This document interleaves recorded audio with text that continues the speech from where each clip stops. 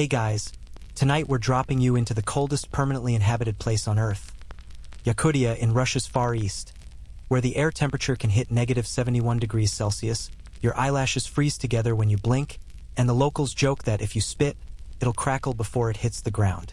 We're talking about a landscape so hostile that simply breathing becomes an active survival skill, where your lungs physically recoil from air that feels like swallowing shattered glass, and where the wolves outside your shelter aren't just hungry. They're patient, circling, listening for any sign that you've become too weak to fight back. You're here, in this story, lying in a half-dugout shelter carved from permafrost, conserving every calorie, every movement, because in this temperature, even the act of standing up could tip your energy balance into a death spiral. And here's your reality check for the evening. You probably won't survive this. Statistically speaking, an untrained outsider dropped into negative 70-degree conditions without proper preparation has maybe a few hours before hypothermia or frostbite claims something vital. But we're going to walk this tightrope together anyway. So, before you get comfortable, take a moment to like the video and subscribe, but only if you genuinely enjoy what I do here. And hey, drop a comment letting me know where you're listening from and what time it is for you right now. Are you in California where it's a balmy 70 degrees? Toronto getting your first snow? Maybe you're in Australia and it's actually morning and you're using this to procrastinate breakfast. I see you, I respect it, no judgment. Now, dim the lights. Maybe turn on a fan for that soft background hum. And let's ease into tonight's journey together. You've been lying still for 3 hours now. That's not a choice born of laziness. It's a calculated survival strategy. Every movement burns calories, and calories are the currency of warmth in this frozen economy. Your shelter is a semi-subterranean pit dwelling, a balagan in the local Saka language, dug 2 feet into the permafrost and roofed with a lattice of larch poles covered in reindeer hide and packed snow. The Saka people, also called Yakuts, have been engineering these thermal refuges for over 1,000 years, and there's elegant physics at work here. The Earth, even when it's permanently frozen, maintains a more stable temperature than the air above it. At negative 71 Celsius outside, the ground around you holds steady at around negative 10. That 60-degree difference isn't comfort, exactly, but it's the gap between dying in 3 hours versus surviving until dawn. Your body is wrapped in layers that would look absurd anywhere else on Earth. Against your skin, a thin layer of smoke-tanned reindeer hide, fur side in, secured with sinew ties. The Saka learned centuries ago that direct fur-to-skin contact creates the best microclimate, trapping body heat in the hollow guard hairs of reindeer fur. Each hair is essentially a tiny insulated tube, and a single hide contains thousands of them, creating an air-filled thermal barrier. Over that, a thicker winter coat made from mature bull reindeer, fur side out this time, because the outer layer needs to shed frost and deflect wind. Your feet are wrapped in a turbas, traditional boots made from reindeer leg skin, fur inward, stuffed with dried sedge grass that you'll need to change every few hours as your foot moisture turns it damp and useless. Historians still argue whether the Saka people developed these techniques independently or adapted them from earlier Turkic or Mongolic peoples during their migration northward around the 13th century. But right now, academic debates feel distant and irrelevant. What matters is that this system works. Your breath comes out in visible clouds that immediately crystallize into a fog of ice particles, creating a faint tinkling sound as microscopic crystals fall onto your fur collar. This is called the whispering of the stars, in Saka poetic, sure, but also a diagnostic tool. If your breath fog hangs in the air instead of falling, the temperature is merely cold. When it tinkles down like tiny bells, you know you're below negative 50. When it crackles audibly and your next inhale makes your throat spasm, you're in the negative 60s or worse. You've been listening to your breath crackle for hours now. The shelter's entrance, a low tunnel you crawled through earlier, is blocked with a tightly rolled reindeer hide and packed snow. This creates an airlock effect, trapping warmer air inside while preventing the brutal exterior cold from rushing in. But here's the catch, you also need ventilation. Carbon dioxide buildup in a sealed shelter can kill you just as surely as the cold outside. There's a small vent hole near the apex of your roof, just wide enough to let poisoned air escape while minimizing heat loss. The Saka have been balancing this equation for generations. Too much ventilation and you freeze. Too little and you suffocate or poison yourself with your own exhalations. The optimal ratio was figured out through trial and error, which is a polite way of saying people died until the survivors learned the right measurements. Outside, you hear it. A long, modulating howl that starts low and climbs to a sustained high note before breaking off. Then another, from a different direction, harmonizing in a way that sounds almost musical. Yakutian wolves. They're smaller than their southern cousins, evolution favoring compact bodies that conserve heat, but they're persistent hunters who've adapted to this landscape's brutal terms. That first howl was a location call, basically a wolf saying, "I'm here, where are you?" The response was a pack mate answering. They're not hunting right now, just maintaining contact across the vast snowy darkness. But here's what keeps you motionless. Wolves are exceptional listeners. They can detect the sound of a mouse moving under 2 feet of snow, the vibrations you'd create by shifting position, by rolling over to ease the pressure on your hip, by reaching for your water skin. All of that transmits through the frozen ground like drumbeats on a taut membrane. So you stay still. You regulate your breathing into a shallow, quiet rhythm. You've learned that survival here isn't about heroic action. It's about disciplined inaction. It's about becoming so thermally efficient, so metabolically conservative, that you're essentially hibernating while conscious. The Saka have a concept called soothes, which translates roughly to vital force or life warmth. It's not mystical exactly, more like a practical recognition that your body contains a finite amount of heat energy, and once you've spent it, there's no getting it back without food, without fuel, without resources you might not have. Your mind drifts to the mathematics of your situation, because when you can't move, thinking is free entertainment. A resting human body generates about 100 watts of heat, roughly the same as an old-fashioned incandescent light bulb. At -71 Celsius, you're fighting against a thermal gradient that's trying to equalize your 98.6-degree body temperature with the frozen wasteland outside. Your layered furs and your shelter are insulation, slowing heat loss, but they can't stop it. Every hour, you're burning through calories just to maintain core temperature. A moderately active person in extreme cold can burn 5,000 to 6,000 calories per day. You, lying still, are probably burning 3,000, maybe 3,500. You ate before settling in, a chunk of frozen stroganina, raw frozen fish sliced thin, plus some rendered horse fat that sat in your stomach like a slow-burning coal. But that was hours ago, and you can feel your body starting to prioritize. Blood flow to your extremities is already reduced. Your fingers and toes are cold, verging on numb, because your cardiovascular system has made a calculated decision. Keep the core warm, sacrifice the periphery if necessary. There's a quirky detail about extreme cold adaptation that most people don't know. The Saka people have a higher percentage of brown adipose tissue than populations from temperate climates. Brown fat, unlike the regular white fat that stores energy, actively generates heat through a process called non-shivering thermogenesis. It's metabolically expensive, burning calories to produce warmth without the muscle contractions of shivering. Infants have lots of it, which is why babies are surprisingly resilient to cold, but most adults lose it. The Saka, through generations of natural selection in this environment, kept more of it. You, an outsider, don't have that advantage. Your body is shivering intermittently, micro-shivers that you try to suppress because they burn energy and make noise that carries through the ground to the wolves outside. Another howl, closer this time. You count 1, 2, 3 for distinct voices. A small pack. They're moving, probably following a trail. Maybe a snow hare, maybe a weakened reindeer separated from its herd. The Saka relationship with wolves is complex. They're competitors for the same prey species, yes, but they're also respected as fellow survivors, as beings who've mastered this landscape's harsh terms. There are old stories about wolves leading hunters to game, about wolves avoiding certain families as if honoring an ancient truce.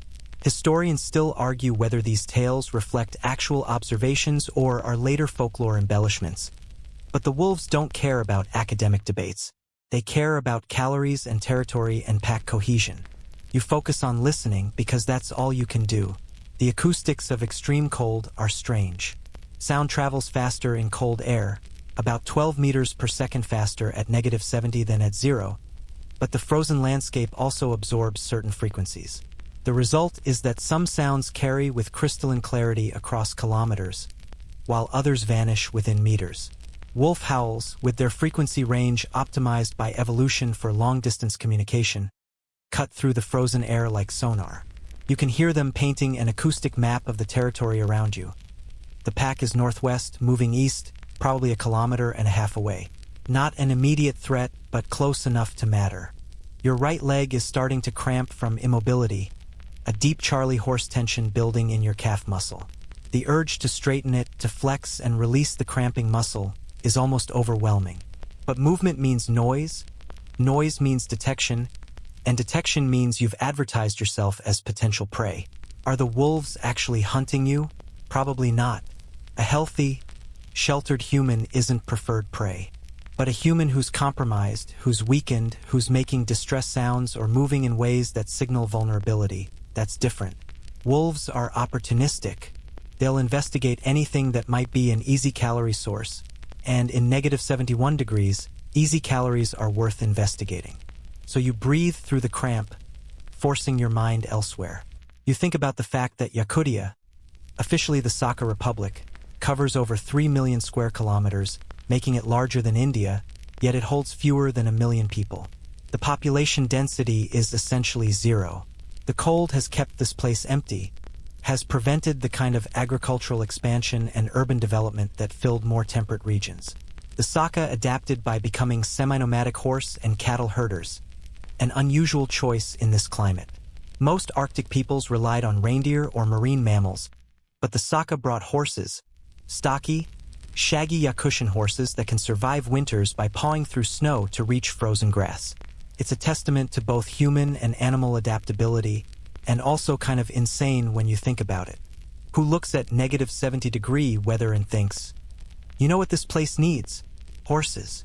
The cramp subsides slowly, leaving your leg trembling. You've won that small battle against your body's demands. Outside, the wolves have gone quiet, which is somehow more unnerving than their howling. Silent wolves are focused wolves, either hunting or resting. You strain to hear anything, the crunch of paw on snow crust, the huff of expelled breath. But there's only the faint whisper of wind across your ventilation hole and the occasional settling creak of your shelter's large poles contracting in the cold. This is the reality of extreme cold survival that no movie ever quite captures. The absolute, crushing boredom punctuated by spikes of hypervigilance. You're not having adventures. You're lying in the dark, rationing movement, listening to wolves, and waiting for dawn. And dawn, by the way, is still 5 hours away. The first time you tried to build a shelter in Yakutian winter, you made every mistake possible. You picked a spot that looked flat and convenient, not realizing it was a wind channel that would funnel -70-degree air directly into whatever structure you erected. You tried digging with a modern folding shovel, which snapped on the third strike against permafrost that had the consistency of concrete. You assumed shelter building was something you could figure out intuitively, the way you might pitch a tent in a state park back home. The Yakutian landscape corrected that assumption within about 40 minutes, by which time your fingers had gone numb inside your gloves and your core temperature had dropped enough that you'd started making irrational decisions. Like considering whether you really needed a shelter at all, maybe you could just walk through the night, keep moving to stay warm. That's stage 1 hypothermia talking, by the way, whispering helpful suggestions that will kill you. Luckily, you weren't alone on that first attempt. Mikhail, a Sakha hunter who'd agreed to guide you for reasons you still didn't fully understand. Maybe curiosity about outsiders, maybe boredom, maybe pity, had watched your flailing efforts with the bemused patience of someone watching a toddler try to assemble furniture. He'd finally stepped in, speaking in heavily accented Russian mixed with Sakha words, and showed you how it's actually done. The education was humbling and probably saved your life, which is why you're lying in a functional shelter right now instead of being a frozen corpse the wolves would investigate come morning. Shelter location is the first critical decision, and it's not about convenience or aesthetics. Mikhail had walked the area for 20 minutes, reading the landscape like a diagnostic map. He avoided hilltops, too exposed to wind, which at these temperatures is a death sentence. Wind chill at -71 with even a 15 km/h breeze pushes the effective temperature well below -100. At those numbers, exposed skin freezes in under 2 minutes. He also avoided valley bottoms, where cold air pools and settles like an invisible lake. Cold air is denser than warm air, so it flows downhill and accumulates in depressions. You can have a 10 or 15 degree temperature difference between a valley floor and a location just 20 meters upslope. In extreme cold, that difference is the margin between survival and hypothermia. Mikhail chose a spot on a slight southeastern-facing rise, protected by a stand of Dahurian larch to the northwest. The trees served as a windbreak, disrupting the prevailing wind patterns. The southeastern exposure meant the shelter would catch whatever minimal sunlight the short winter day offered, and in Yakutian winter, the sun barely clears the horizon, offering more psychological comfort than actual warmth, but you take what you can get. Historians still argue whether the Saka people's shelter-siting skills were learned from earlier Turkic peoples or developed independently through trial and error in the specific environment. But the knowledge is now encoded so deeply in the culture that even children understand the basics. Pick wrong and you die. Pick right and you might see spring. The digging process required tools you hadn't anticipated. Mikhail produced a heavy iron pick with a shortened handle, designed specifically for breaking permafrost. The permafrost layer in Yakutia extends down hundreds of meters in some places. The ground has been frozen continuously for millennia. You're not digging into soil, you're excavating ice concrete that's been compressed and frozen since the last ice age. The top meter might soften slightly in summer, creating a boggy active layer, but in deep winter, it's solid from surface to bedrock. The pick work is brutally hard labor, each swing producing a shower of ice chips and a jarring impact that vibrates up your arms into your shoulders. Mikhail took turns with you, not because you were contributing equally, you definitely weren't, but because even experienced workers can't maintain that effort for long. Every swing burns calories at an alarming rate, and you're fighting diminishing returns. The energy you expend digging must be less than the energy the finished shelter will save you, or you're actually reducing your survival chances. The shelter design Mikhail taught you is called a balagan, though the term has evolved over centuries and can refer to several related structures. The winter version is semi-subterranean, utilizing the Earth's relative warmth. You dug down about 60 centimeters, not so deep that you're living in a hole, but enough to get below the worst of the surface cold and wind. The excavated area was roughly 2 meters by 3 meters, sized for 1 or 2 people. Bigger means more air volume to heat, which means more energy expenditure. The Saka learned long ago that survival shelters should be just large enough for their purpose and no larger. Western comfort standards don't apply when the air temperature outside can freeze carbon dioxide into dry ice.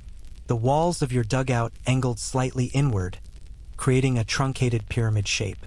This isn't aesthetic, it's structural. Inward-sloping walls support the roof better and create fewer stress points where cold can infiltrate. Mikhail lined the walls with larch poles cut from the nearby stand, each pole stripped of bark and set vertically into the permafrost floor. Larch is the only tree that thrives in this climate, a conifer that's evolved the unusual ability to shed its needles in winter, going dormant in a way most evergreens don't. The wood is dense, rot-resistant, and available. The Saka economy has run on larch for centuries. It's building material, firewood, and even emergency food. The inner cambium layer can be eaten, though it tastes like turpentine-flavored cardboard. Between the larch poles, Mikhail stuffed a mixture of moss, dried grass, and snow. Primitive insulation that's remarkably effective. The moss is actually multiple species, including sphagnum varieties that retain air pockets even when dried. Air is an excellent insulator if you can keep it still, and the mossgrass matrix traps air in thousands of tiny spaces. The snow adds another insulation layer, counterintuitive as that seems. Snow is mostly air up to 95% air in fresh powder, and if you can keep it from melting, it's a better insulator than most synthetic materials. The trick is maintaining the temperature gradient so the inner surface stays just cold enough to prevent melting but warm enough relative to the outside to provide thermal benefit. You're basically building a controlled thermal gradient through multiple layers: permafrost, larch, mossgrass, snow, air gap, then the reindeer hides that form the final inner barrier. The roof construction required engineering you wouldn't have figured out alone. Mikhail laid thicker larch poles across the top of the walls, creating a frame strong enough to support weight. Winter in Yakutia can dump meters of snow, and a collapsed roof means you're buried alive or exposed to the elements. Either scenario is fatal. The main support beams were maybe 15 centimeters in diameter, notched at the ends to lock into place. Across these, he laid thinner poles in a lattice pattern, spacing them close enough to support the covering layers, but far enough apart to minimize material use. Efficiency is survival. The outer covering was reindeer hide, multiple skins stitched together with sinew thread. Reindeer hide has been the primary textile of Arctic peoples for thousands of years for good reasons. It's windproof, water-resistant when properly treated, and provides excellent insulation thanks to those hollow guard hairs. Each skin was positioned fur-side down against the lattice, creating an air-trapping layer. Over this went another layer of hides, fur-side up this time, then a thick coating of snow that Mikhail packed carefully, creating a smooth surface that wind would flow over rather than catch against. The whole assembly probably weighed several hundred kilograms, all of it pressing down on the large frame. The structure groaned and settled under the load, but it held. It's been holding for the 3 days you've been using it. The entrance tunnel was the final critical element, and it's a piece of clever thermal engineering. Rather than a simple door or flap, Mikhail dug a narrow tunnel extending about 1.5 meters outward from the shelter, angling slightly downward. This creates an L-shaped entrance. You crawl in horizontally, then up slightly into the main chamber. The L shape acts as a cold trap. Cold air, being denser, sinks and pools in the lower section of the tunnel rather than flowing into your living space. Warm air rises and stays in the chamber. It's the same principle as a P-trap in plumbing, using gravity and fluid dynamics to create a barrier. The tunnel is just wide enough to crawl through, minimizing the opening size and therefore minimizing heat loss. The entrance is sealed with a tightly rolled reindeer hide when you're inside, and there's a second hide curtain at the junction between tunnel and chamber, creating an airlock effect. Inside the completed shelter, Mikhail had shown you where to position your sleeping area. Against the back wall, opposite the entrance, where it's warmest. Heat stratifies in enclosed spaces, and the geometry of the shelter encourages warm air to accumulate in specific zones. You don't build a fire inside. Smoke inhalation and carbon monoxide poisoning are significant dangers, and you can't maintain the temperature differential that keeps your insulation effective if you're actively heating the space. Instead, your body heat and the heat from a small oil lamp, burning rendered reindeer fat, provide just enough warmth to keep the interior temperature around -5 or -10 Celsius. That sounds miserably cold, and it is, but it's 60+ degrees warmer than outside. That differential is what keeps you alive. There's a quirky historical detail about Saka shelters that Mikhail mentioned. In the 18th century, Russian explorers and colonizers documented what they called the remarkable warmth of Saka winter dwellings, noting that the inhabitants could sit comfortably in relatively light clothing inside structures that seemed, from the outside, like they should be freezing death traps. The Russians, building in their traditional log cabin style, were often colder in their supposedly superior structures because they didn't understand the thermal physics the Saka had mastered through centuries of iteration. Bigger isn't better. Taller ceilings aren't an advantage. Windows are a liability. The Saka built small, low, earth-coupled structures that minimized heat loss, and they did it with Stone Age technology. No nails, no saws, no manufactured materials. Just wood, hide, sinew, and accumulated knowledge.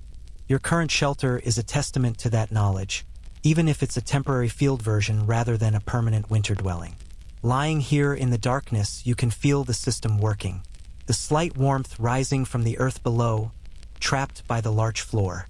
The buffer zone of the mossgrass snow walls. The dead air space between the inner and outer hide layers. Your breath condensing and freezing on the inner surface of the roof, where you'll need to scrape it off tomorrow to prevent moisture buildup. Every element has a purpose, and every purpose serves the single goal of maintaining the thermal gradient that keeps your core temperature in the survivable range. Outside, the wolves are quiet now, which means they've either moved on or settled down to rest. You strain to hear anything, but there's only the wind. A low moan across the ventilation hole that sounds almost vocal, almost like the landscape itself is breathing. The Saka have dozens of words for different types of wind, distinguishing between the dry-cutting wind of deep winter, the wet wind of the thaw, the dusty summer wind, the first autumn wind that signals the coming freeze. Each wind carries information if you know how to read it. This wind is steady, not gusting, which means stable high pressure, which in Yakutian winter means the temperature will likely drop even further overnight. -71 might become -75 or -80. Your shelter will hold, probably, but you'll burn more calories maintaining core temperature, which means you'll wake up hungrier, weaker, and with fewer reserves for whatever tomorrow demands.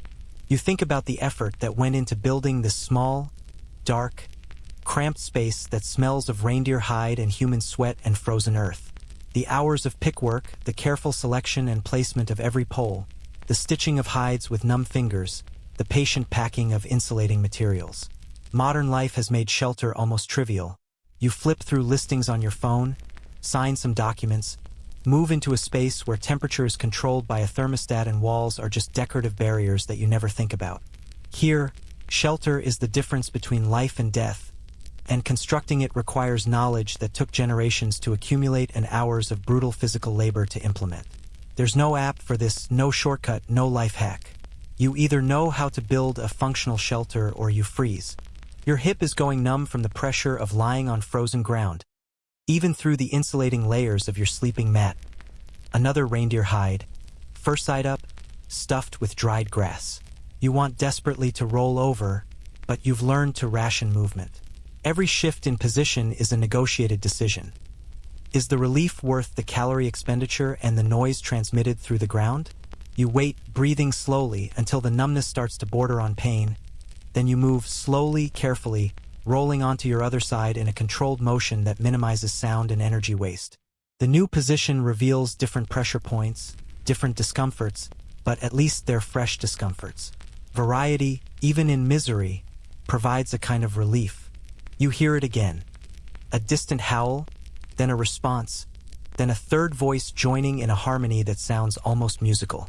The wolves are communicating, maintaining pack cohesion across the frozen darkness. They're survivors too, lying in whatever shelter they found. A snow cave, a rock outcropping, a dense thicket of larch, conserving energy, waiting for dawn and the hunting opportunities it might bring. You share this frozen landscape with them, both species playing the same survival game with slightly different strategies. They have pack cohesion and evolved cold resistance. You have a constructed shelter and accumulated cultural knowledge. Both approaches work, or you wouldn't both still be here. The mathematics of survival at -71 Celsius are brutal and unforgiving, a series of equations where every variable matters and the wrong calculation means you don't wake up. You run these numbers constantly now, an obsessive mental loop that's become as automatic as breathing. Calories in versus calories out. Water consumption versus dehydration risk. Core temperature versus extremity circulation. Sleep deficit versus cognitive decline. Every decision cascades into a dozen others, and your margin for error is measured in hours, sometimes minutes. Let's start with the most fundamental equation, your basal metabolic rate, the energy your body burns just to maintain basic functions, heartbeat, breathing, cellular repair, brain activity, thermoregulation. For an average adult at room temperature, that's roughly 1,500 to 1,800 calories per day. But you're not at room temperature.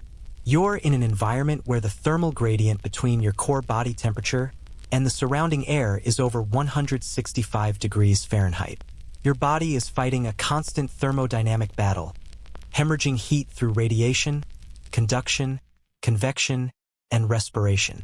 Even lying perfectly still in your insulated shelter, your metabolic rate has probably doubled.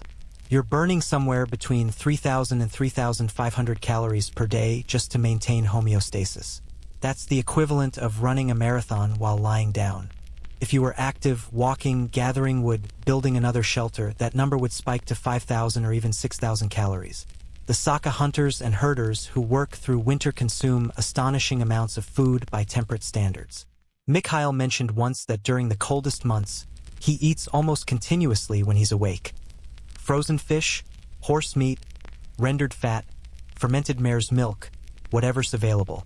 His body processes it all as fuel for the furnace that keeps his core temperature at 98.6 degrees. You watched him consume what looked like 2 pounds of raw frozen fish for breakfast, slicing it thin and eating it with the casual efficiency of someone feeding a machine. No seasoning, no cooking, just protein and fat going in to be converted to heat and energy. Your own food situation is more precarious. You have maybe 3 days of rations left. A block of frozen horse fat, some dried fish, a leather pouch of salamat, a mixture of ground roasted grain, butter, and sometimes dried berries.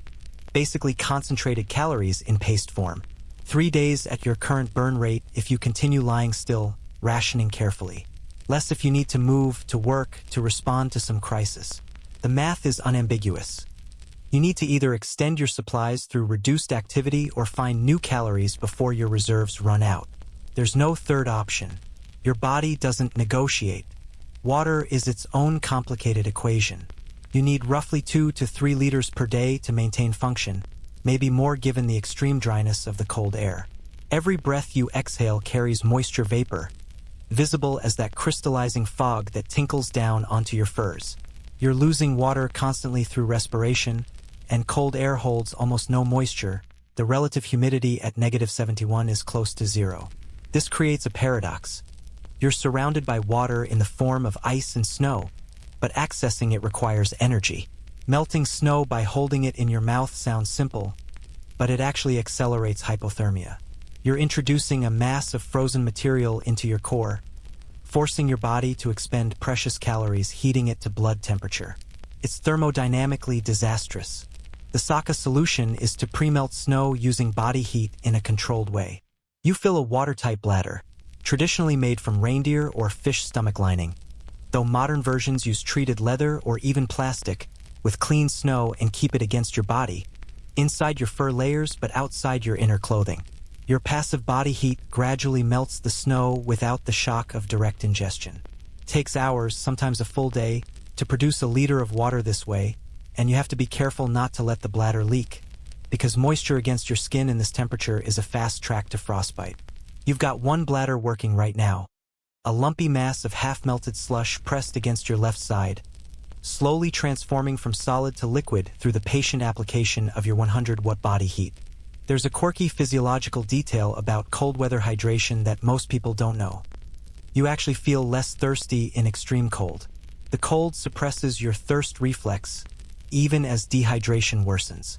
Your blood vessels constrict to preserve core heat, which concentrates your blood volume, tricking your brain into thinking you're adequately hydrated. Meanwhile, you're losing moisture with every breath, and your kidneys are working harder because cold causes increased urine production, a phenomenon called cold diuresis. The Saka know this and drink deliberately, on a schedule, rather than waiting to feel thirsty. Mikhail had been insistent. Drink even when you don't want. Drink until you piss clear. It's unglamorous advice, but dehydration impairs judgment, slows reaction time, and reduces your body's ability to generate heat. In this environment, any impairment is potentially fatal. Your core temperature is the ultimate variable, the one number that matters more than any other. Normal is 98.6 degrees Fahrenheit, though individuals vary slightly. Drop to 97 degrees and you're in mild hypothermia. Shivering intensifies, coordination suffers, judgment becomes impaired. At 95 degrees, you're in moderate hypothermia. Violent shivering, significant confusion, sluggish thinking. At 93 degrees, the shivering stops. Not because you're getting warmer, but because your muscles no longer have enough energy to shiver. That's severe hypothermia, and it's often fatal. Below 90 degrees, your heart rhythm becomes unstable. Below 86 degrees, you're probably dying, experiencing what's called paradoxical undressing, where victims feel suddenly hot and remove their clothing in the final stages of freezing to death. You monitor your core temperature through proxies. The intensity of your shivering, the clarity of your thoughts, the feeling in your extremities. Right now, lying in your shelter, you're probably holding steady at 97 or 98 degrees, mild stress, manageable, sustainable. Your toes are numb, your fingers are cold but functional, and you can still think clearly enough to run these mental calculations. That's good. That's survival. But you're aware, constantly, that you're only a few decisions away from a downward spiral. Step outside without proper preparation. You lose a degree in minutes. Get your clothing wet. You lose multiple degrees before you can strip and change. Fall through thin ice into water. you're dead, probably within 5 to 10 minutes. The caloric math intersects with the hydration math in complicated ways. Digesting food requires water. Your body uses it in the metabolic processes that break down proteins, fats, and carbohydrates. If you eat without adequate hydration, you can actually worsen dehydration, forcing your body to pull water from tissues to aid digestion. But if you overhydrate, you increase urination, which means exposing yourself to the cold more frequently, which burns calories and risks frostbite. The Saka have balanced this equation through cultural knowledge. They eat high-fat foods that provide maximum calories per gram while requiring minimal water for digestion, and they take in moisture steadily throughout the day. Fat provides 9 calories per gram versus 4 for protein or carbohydrates, making it the most efficient fuel. That block of horse fat you're rationing isn't a delicacy. It's optimized survival food. Sleep is another variable that complicates everything. You need roughly 7 to 8 hours of sleep per night to maintain cognitive function and immune response, but sleeping in extreme cold is dangerous. Your metabolic rate drops during sleep, which means you generate less body heat. If your shelter's insulation is inadequate or your clothing isn't sufficient, your core temperature can drop while you're unconscious, and you might not wake up. The Saka strategy is to sleep in short intervals, 2 or 3 hours at a time, waking periodically to check conditions, adjust clothing, consume some high-calorie food to stoke the metabolic fire, and verify that you're not hypothermic. It's exhausting and leaves you in a state of chronic sleep deprivation, but it's safer than a full night's sleep that might transition into a permanent one. You've been awake for 7 hours now, which means you're due for sleep soon, but you're reluctant. The wolves earlier have made you hypervigilant, and there's a deeper fear. What if you don't wake up? What if your calculations are wrong, your shelter less effective than you thought, your body less resilient than you hoped? Historians still argue whether the Saka practice of interval sleeping originated from spiritual beliefs about the danger of deep sleep, or from purely practical observation that people who slept straight through cold nights sometimes didn't wake. Either way, the practice persists because it works. Your extremities are the early warning system for thermal trouble. Blood flow follows a hierarchy. Core organs first, heart, brain, lungs, kidneys, extremities last. When your body senses cold stress, it shunts blood away from fingers, toes, ears, nose. Anything peripheral that's not immediately essential for survival. This is why frostbite typically starts at the extremities. You're literally being sacrificed from the outside in, your body making a calculated decision that losing a few toes is acceptable if it keeps your heart beating and your brain functional. You wiggle your toes periodically inside your turbas, checking for sensation. Right now, you can feel them, though they're cold and slightly numb. That's acceptable. Complete numbness would be a warning sign that you need to warm them actively before tissue damage occurs. Frostbite progression is its own grim equation. Stage 1, called frost nip, is superficial. Skin looks pale or red, feels numb, but tissue isn't damaged. Warm it carefully and you're fine. Stage 2 involves ice crystal formation in the skin. You get blisters when you rewarm, and there might be some superficial tissue damage. Stage 3 extends deeper, freezing the full thickness of skin and starting to damage underlying tissue. Stage 4 reaches muscle, tendon, and bone. At stages 3 and 4, you're looking at permanent damage, possible amputation. The cruel math is that preventing frostbite requires keeping extremities warm, which requires blood flow, which requires calories, which you might not have. Every survival strategy has a cost. There's a darker calculation you try not to think about but can't quite avoid. The timeline of starvation. A human can survive roughly 3 weeks without food.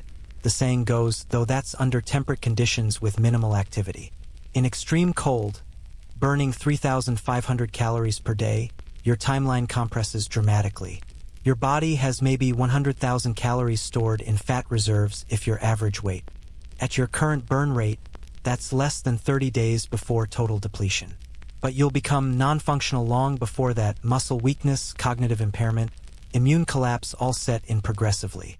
Realistically, you've got maybe 2 weeks of high-function time on stored reserves alone, less if you need to perform hard labor. Your 3 days of remaining rations extend that slightly, but not much. The mental math is relentless, and there's a psychological dimension to it that's almost as dangerous as the physical reality. constantly calculating survival margins can induce a kind of paralysis.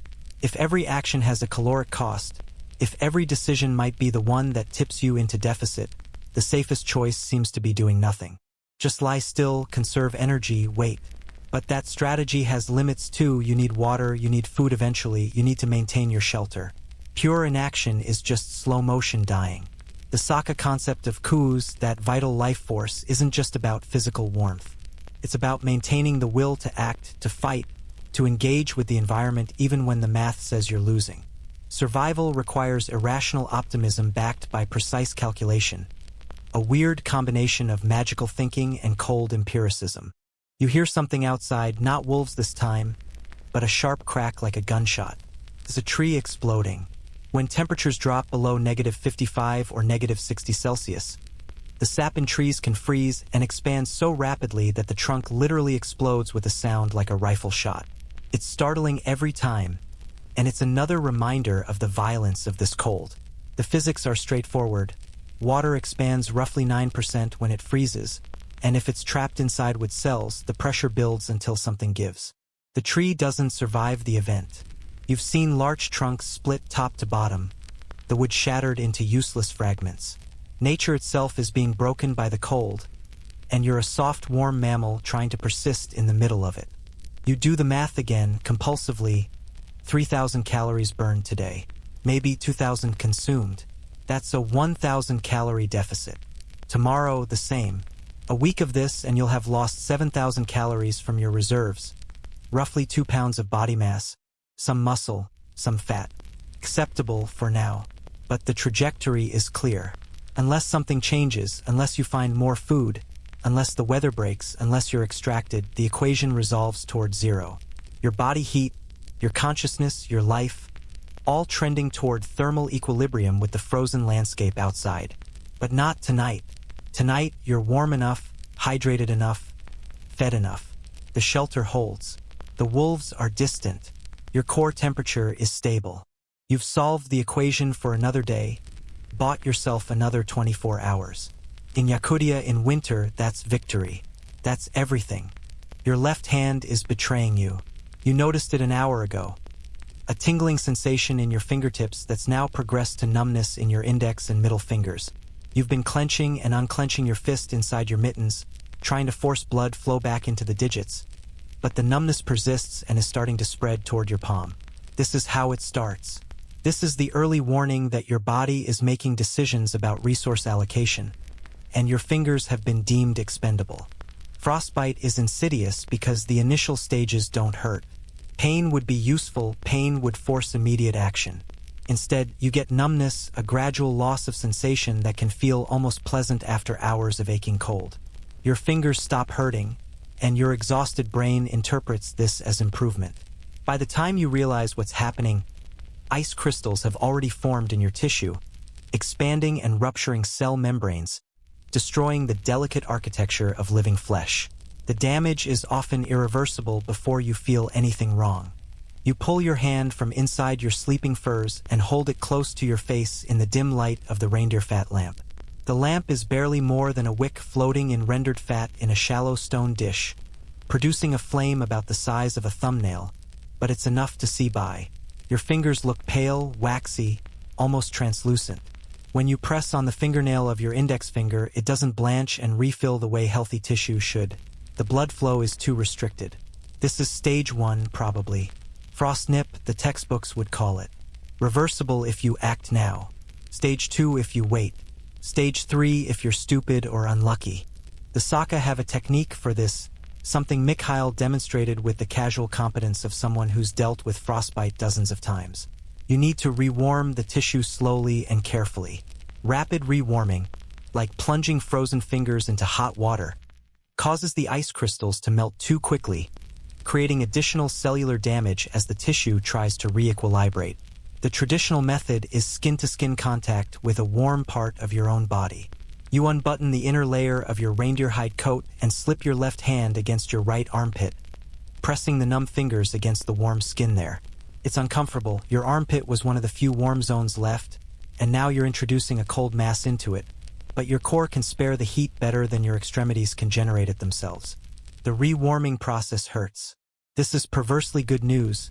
Pain means nerve endings are still functional, still capable of signaling damage. As blood flow returns to your fingers, you feel a burning, tingling sensation that intensifies into sharp, stabbing pain. It's the feeling of tissue coming back to life, of ice crystals melting and blood vessels dilating and nerves firing after a period of shutdown. You breathe through it, keeping your hand pressed against your armpit, fighting the urge to pull away from the discomfort. This pain is healing. This pain means you might keep your fingers. After 20 minutes, sensation has mostly returned. Your fingers are still cold, still slightly numb, but they're responding to stimuli. You can feel the texture of your skin, can wiggle them with reasonable control. You've caught it early enough, this time. But the incident is a reminder that your body is under siege, fighting a battle on multiple fronts, and it's losing ground incrementally. Your cardiovascular system is in a constant state of cold-induced vasoconstriction, prioritizing core warmth over peripheral circulation. Your fingers, toes, ears, and nose are on the losing end of that bargain. There's a quirky biological adaptation you wish you had right now. The Saka people, along with other Arctic populations like the Inuit and Sami, have evolved a unique circulatory response called cold-induced vasodilation, or the hunter's response. When their extremities get cold, their blood vessels periodically dilate in cycles, sending pulses of warm blood to fingers and toes to prevent frostbite. It's an automatic process, genetically encoded after generations of natural selection in extreme cold. Your European or temperate climate ancestry doesn't include this adaptation. Your blood vessels just clamp down and stay down, sacrificing extremities to save the core. Evolution didn't prepare you for -71 Celsius. Your toes are the next concern. You can't feel 3 of them on your right foot, the pinky toe and the 2 next to it. They've been numb for hours and you've been trying to ignore it, trying not to acknowledge that you have a worsening problem. But the finger incident has forced your hand, so to speak. You need to check your feet before the damage progresses beyond repair. The thought of removing your boots in this cold is deeply unappealing, but the alternative is potentially losing toes. You sit up slowly, conserving energy, and begin the complicated process of accessing your feet. Your iturbas are designed to be thermally efficient, which means they're also complicated to remove. The outer boot is reindeer leg skin, fur out, laced tight with leather thongs. Inside that is an inner boot, fur in, and inside that are layers of dried sedge grass that you packed in this morning. Insulation that's supposed to wick moisture away from your feet while trapping warm air. You unlace the outer boot carefully, fingers clumsy inside your mittens, and pull it off. The temperature differential is immediate and shocking. Your foot, even through the inner layers, can feel the -70-degree air outside the shelter beginning to reach through the entrance tunnel. The inner boot comes off next, and you examine the sedge grass padding. It's damp, frozen in places where your foot sweat has migrated through the fur and condensed. This is the enemy, moisture. Any wetness in your clothing system accelerates heat loss by a factor of 25 compared to dry insulation. Water is an excellent conductor of heat, which is wonderful when you're trying to cool something down and terrible when you're trying to stay warm. The Saka protocol is to change the sedge grass multiple times per day, replacing damp insulation with dry. You've been lax about this, rationing your supply of dried grass, and now you're paying for that decision. Your foot is pale, the skin wrinkled and slightly gray. The 3 numb toes are noticeably whiter than their neighbors, and when you press on them, there's no sensation at all. You bend them gently, they move, which means the tissue isn't frozen solid, but they're definitely in stage 1 frostbite, possibly edging into stage 2. You need to warm them, but you also need to keep them dry, and you need to do both without burning through your grass supply or exposing yourself to extended cold. The solution is inelegant but effective. You pull your foot against your stomach, inside your inner fur layer but outside your skin garments, and hold it there. Your core heat radiates into the frozen flesh. It's deeply uncomfortable. Your foot is like a block of ice pressed against your belly. But discomfort isn't the enemy right now. Tissue death is the enemy. Infection is the enemy. Gangrene setting in and forcing an amputation without anesthesia or surgical tools. That's the enemy. A little discomfort is a small price for functional toes. As your foot warms, the pain begins. The same burning, stabbing sensation you felt in your fingers, but more intense. Your toes are further gone, colder, closer to real damage. The pain is excruciating, a fire and ice sensation that makes you bite down hard to keep from crying out. You breathe through your teeth, forcing yourself to keep the foot pressed against your warm skin, to not pull away from the pain. Historians still argue whether the Saka people's legendary stoicism in the face of pain is cultural conditioning or a genetic predisposition to different pain processing. But right now you don't care about academic debates. You just need this to stop hurting, which means you need to keep doing it until the tissue is fully rewarmed. 25 minutes. That's how long it takes before the burning subsides to a manageable ache, before you can feel your toes responding to touch again. You examine them closely in the lamplight. They're red now, slightly swollen, and when you press on them, the skin blanches and refills slowly. That's good. That's blood flow returning. There's some blistering forming on the pinky toe, small fluid-filled bubbles under the skin that indicate stage 2 frostbite. You've got tissue damage, but probably not permanent damage if you can keep them warm from here on. But keeping them warm from here on requires resources you're not sure you have. You need dry grass insulation and you're running low. You need to generate more body heat, which requires more calories, which you don't have in abundance. You need to move around periodically to maintain circulation, which burns energy and makes noise that travels to wolves. Every solution creates new problems. Every problem compounds existing ones. You pack fresh sedge grass around your foot, precious dry grass you've been hoarding, and carefully replace the inner boot, then the outer boot, lacing everything tight but not so tight that you restrict circulation. The whole process has taken maybe 40 minutes and left you exhausted and shivering. Your core temperature has dropped from the exposure, from sitting up and working with your extremities outside your insulating layers. You're burning calories you can't spare to fix a problem that will recur unless something fundamental changes. There's a psychological dimension to frostbite that's almost worse than the physical damage. Every incident erodes your confidence, makes you hyper-aware of every sensation in your extremities. Is that tingling in your left ear the beginning of frostbite? Is that ache in your right big toe just pressure from your boot or something more sinister? You become obsessed with cataloging sensation, with constantly monitoring your body status, and the mental energy this requires is draining. It's like having an alarm system that might save your life but never lets you rest. You think about the worst-case scenarios because you can't help yourself.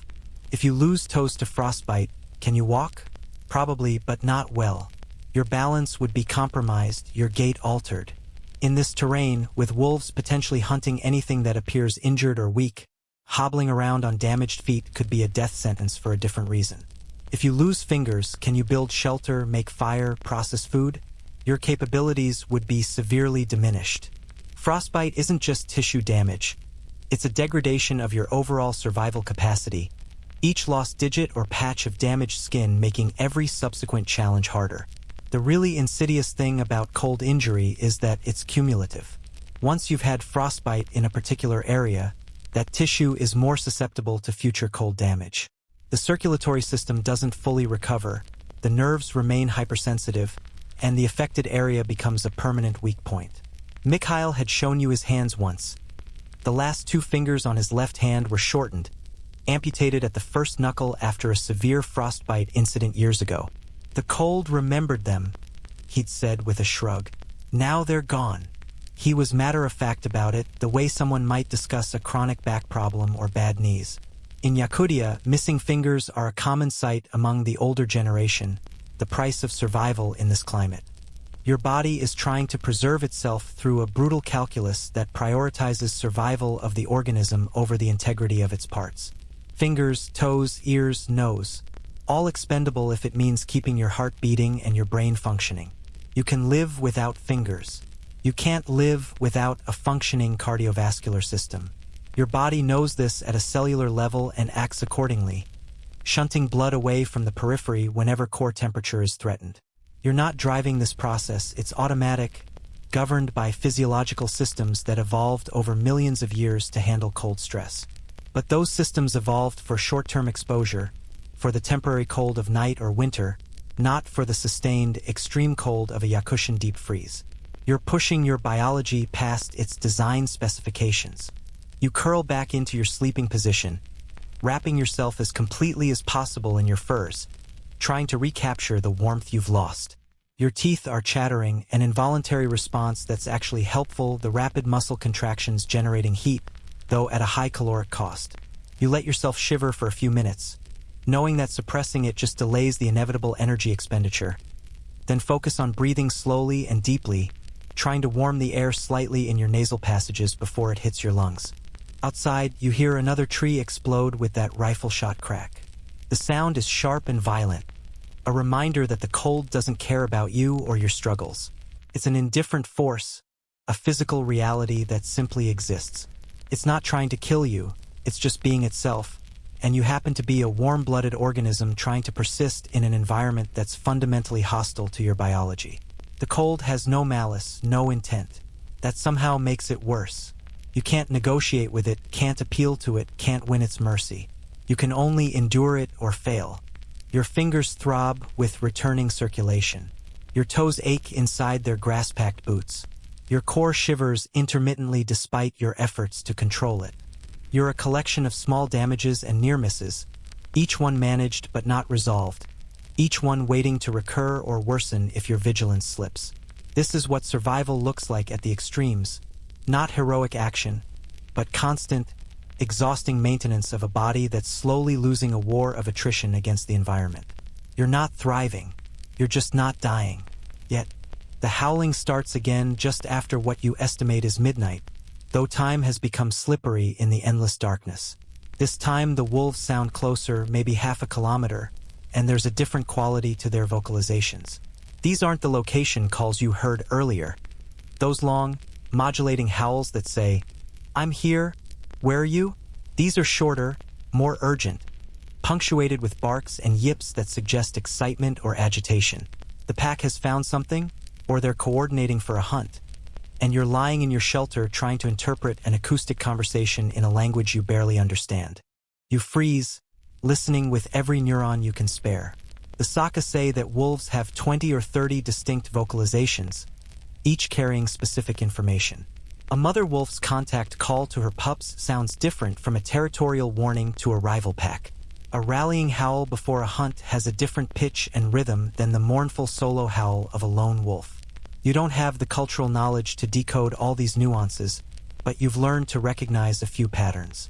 What you're hearing now sounds like coordination. The pack is communicating about something specific, and whatever it is has them focused. Another sound cuts through the wolf chorus, a deep, rhythmic crunching that you eventually identify as footsteps on snow crust. Something large is moving and moving fast. The crunching has a 4-beat gait, an animal, not a human. Then you hear it. A harsh, rasping breath followed by what sounds like a cough or grunt. Reindeer, maybe, or a moose.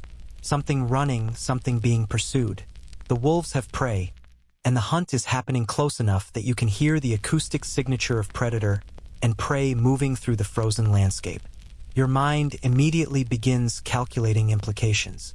A successful wolf hunt means the pack will be occupied for hours, maybe days, feeding on the carcass. That's good for you. Fed wolves are less likely to investigate a random shelter, less likely to be interested in anything except protecting their kill. But there's a darker possibility. If the prey animal is running in your direction, the wolves will follow, and suddenly you're in the middle of a high-speed predator-prey interaction. A panicked reindeer can weigh 200 kilograms and won't stop for a flimsy shelter. Wolves in pursuit are focused, aggressive, operating on pure hunting drive. Neither pays attention to a human trying to stay invisible. The crunching footsteps are definitely getting louder, closer. You can hear the animal's labored breathing now, the wheeze of exhausted lungs pulling in -70-degree air. Behind it, the wolves have gone quiet. No more howling, just the focused silence of predators closing distance. This is the terminal phase of the hunt, when vocalizations stop and physical pursuit becomes everything. You've read about this. Wolves can run at 50 kilometers per hour in short bursts, and they hunt in coordinated teams, taking turns pressuring prey until exhaustion makes the kill possible. Some wolves chase while others cut off escape routes. It's sophisticated, cooperative hunting that requires intelligence and communication. The prey animal. You're certain now it's a reindeer from the sound of its hoofbeats. Thunders past your shelter, maybe 30 meters away. You can feel the vibration through the frozen ground, the impact of each desperate stride transmitted through permafrost like seismic waves. Then the wolves follow, a chorus of panting breath and the lighter, faster rhythm of paw strikes on snow. You count 1, 2, 3, 4, 5 distinct sets of footfalls. A medium-sized pack, all focused on the fleeing reindeer, all moving past your position without pause or deviation.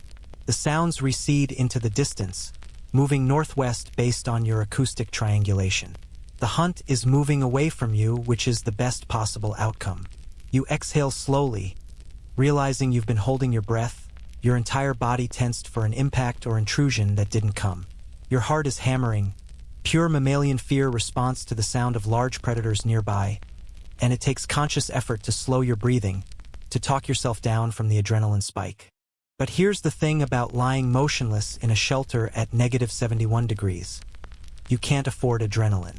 The elevated heart rate burns calories, the increased breathing expels heat, and the muscle tension required to stay frozen in place is metabolically expensive.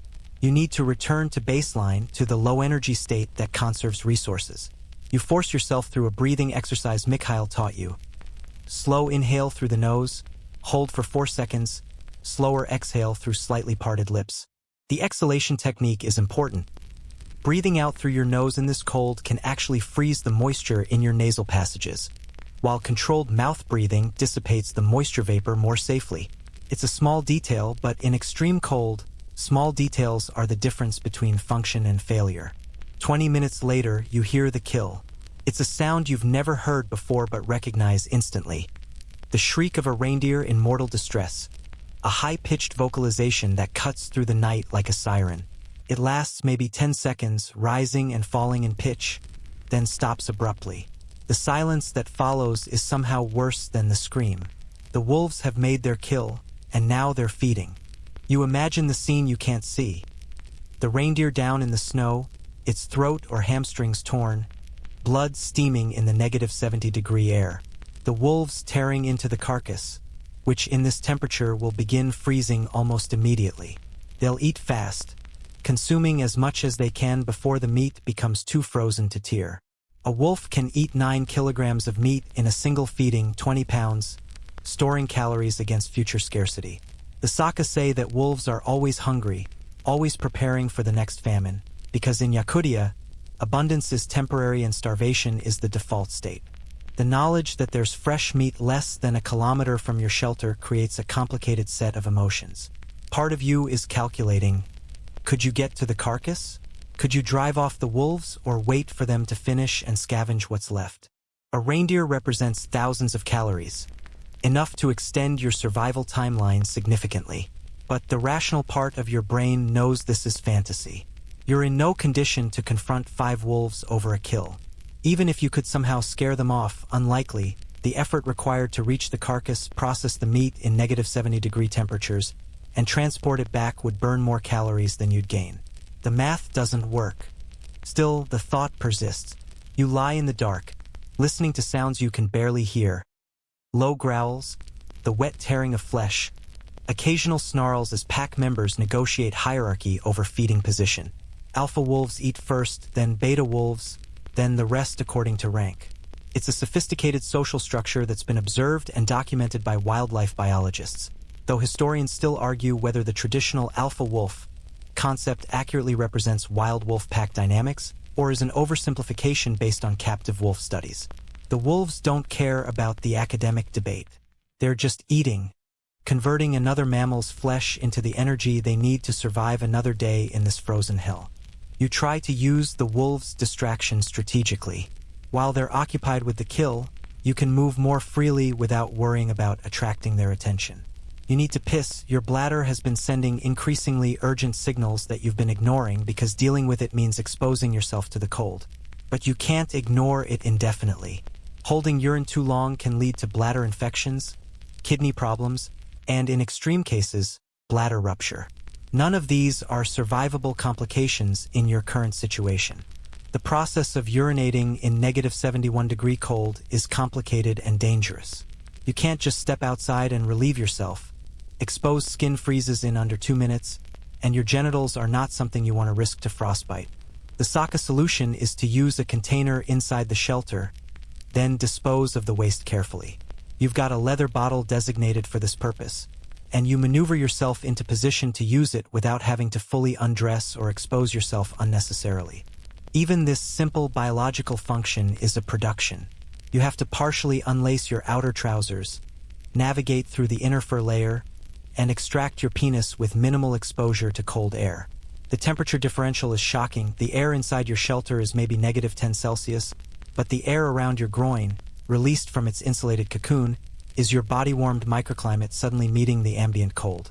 You work quickly, filling the bottle, then carefully putting everything back in place, readying laces and adjusting layers to restore the thermal seal.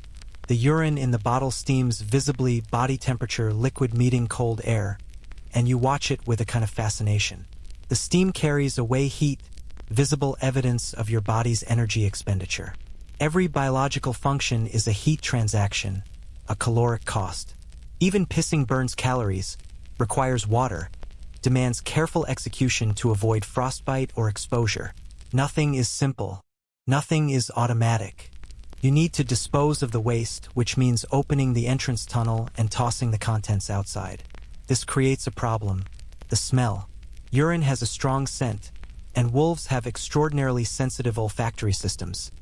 They can detect scents at concentrations nearly 100 million times lower than humans can. Fresh human urine deposited near your shelter could attract investigation. Alternatively, it could mark the area as human territory and deter wolves who've learned to associate human scent with danger. The Saka have mixed opinions on this. Some say human scent keeps predators away. Others say it attracts curious wolves, or worse, attracts them specifically because they've learned to scavenge human campsites and associate human presence with potential food waste. You decide to minimize risk by disposing of the urine as far from your entrance as possible without actually leaving the shelter. You crawl to the entrance tunnel, partially unblock it, and use a practiced throwing motion to fling the bottle's contents into the darkness. The urine arcs out and hits the snow with a hiss. Literally a hiss, as the liquid instantly begins to freeze on contact.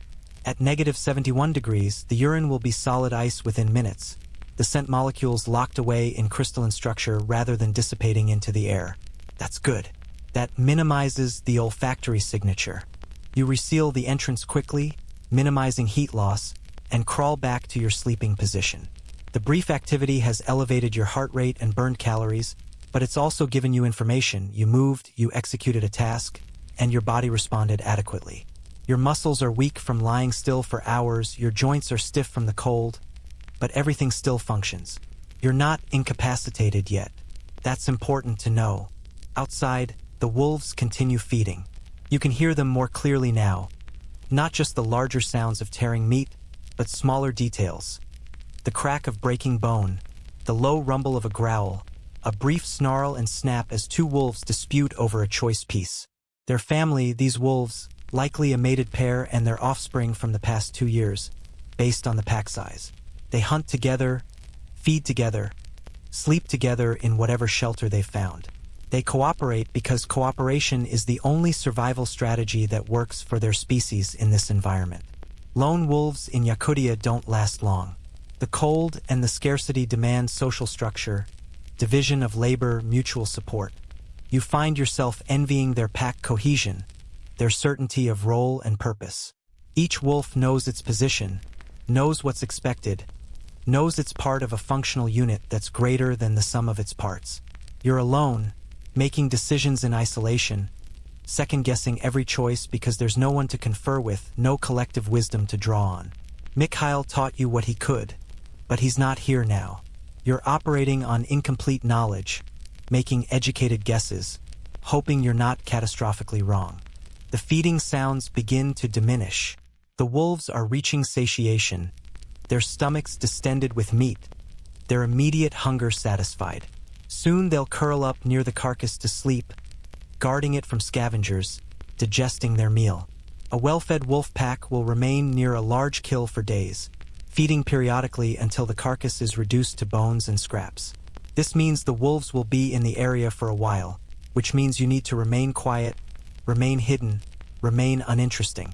The last thing you want is for a bored, curious wolf to investigate the strange mound of snow and hide that constitutes your shelter.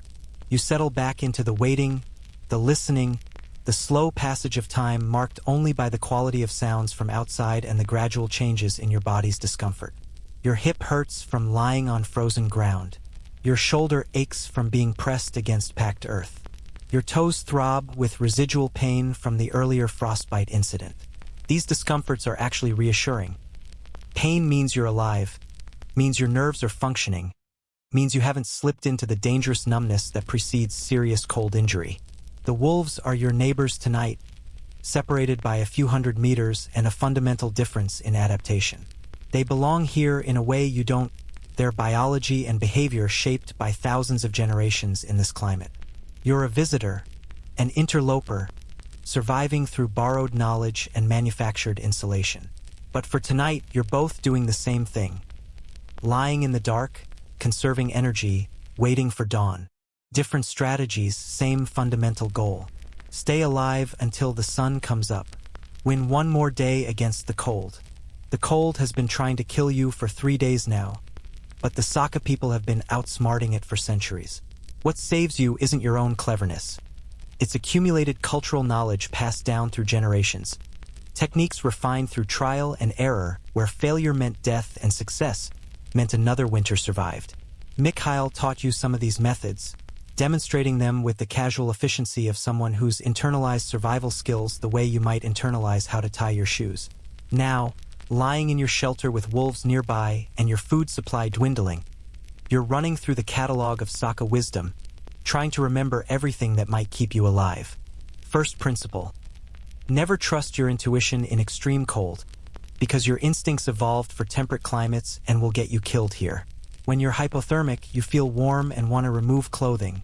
Trust the Saka knowledge that says keep layered, stay covered. When you're not thirsty, you think you're adequately hydrated. Trust the protocol that says drink on schedule regardless. When you're exhausted and want to sleep through the night, trust the interval sleeping practice that keeps you from freezing unconscious. Your body lies to you in cold. Culture tells the truth. One of the techniques Mikhail emphasized was the use of rendered animal fat as a multifunctional survival resource. You've got that block of horse fat in your supplies and you've been eating it sparingly, but there are other applications you haven't fully utilized. The Saka rub fat on exposed skin as a protective barrier against frostbite. Not a thick coating that would freeze solid, but a thin layer that creates a lipid barrier between flesh and air. It's not perfect insulation, but it reduces heat loss through radiation and provides some protection against the desiccating effect of ultra-dry cold air. You fish out the fat block. It's rock hard at this temperature, frozen solid, and hold it against your belly inside your furs, letting your body heat soften a small section. After 10 minutes, you've got enough pliable fat to coat your cheeks, nose, and the backs of your hands. The application feels greasy and unpleasant, but the Saka didn't develop this technique for comfort. They developed it because it works. The thin fat layer is actually visible in the lamplight, giving your skin a slightly waxy sheen. You look ridiculous, probably, but vanity is a luxury you can't afford. Another Saka innovation you've been underutilizing: controlled breathing to warm inhaled air. Mikhail demonstrated a technique where you create a small air pocket inside your fur collar, breathing in and out of the space to pre-warm the air before it hits your lungs. The physics are simple. Your exhaled breath is at body temperature, roughly 98 degrees Fahrenheit. If you can capture some of that heat and use it to warm your next inhale, you reduce the thermal shock to your respiratory system and conserve the energy your body would spend heating -70-degree air from ambient to blood temperature. You adjust your outer fur layer to create a deeper pocket around your face, then practice the breathing pattern.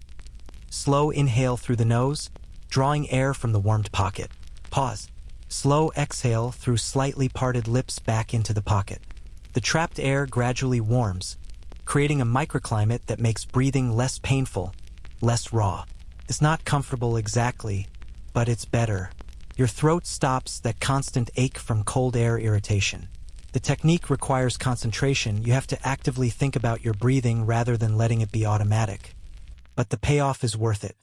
Fire starting in extreme cold is another area where Saka knowledge surpasses modern techniques. You've got matches, theoretically, but at -71 degrees, match heads can become brittle and fail to ignite, and even if they light, the flame can be extinguished by the cold before it catches on fuel. The traditional Saka method uses a fire bough and dried larch shavings.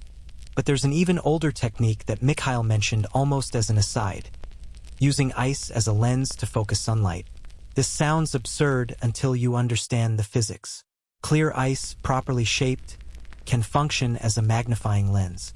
The Saka would carve a piece of fresh, bubble-free ice into a convex lens shape, then use it to focus sunlight onto a bundle of ultra-dry tinder, typically dried larch heartwood shavings or certain fungus species that grow on dead trees.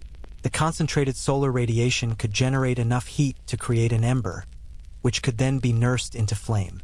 It's Stone Age technology that requires no matches, no lighter, no manufactured materials, just ice, sunlight, and knowledge.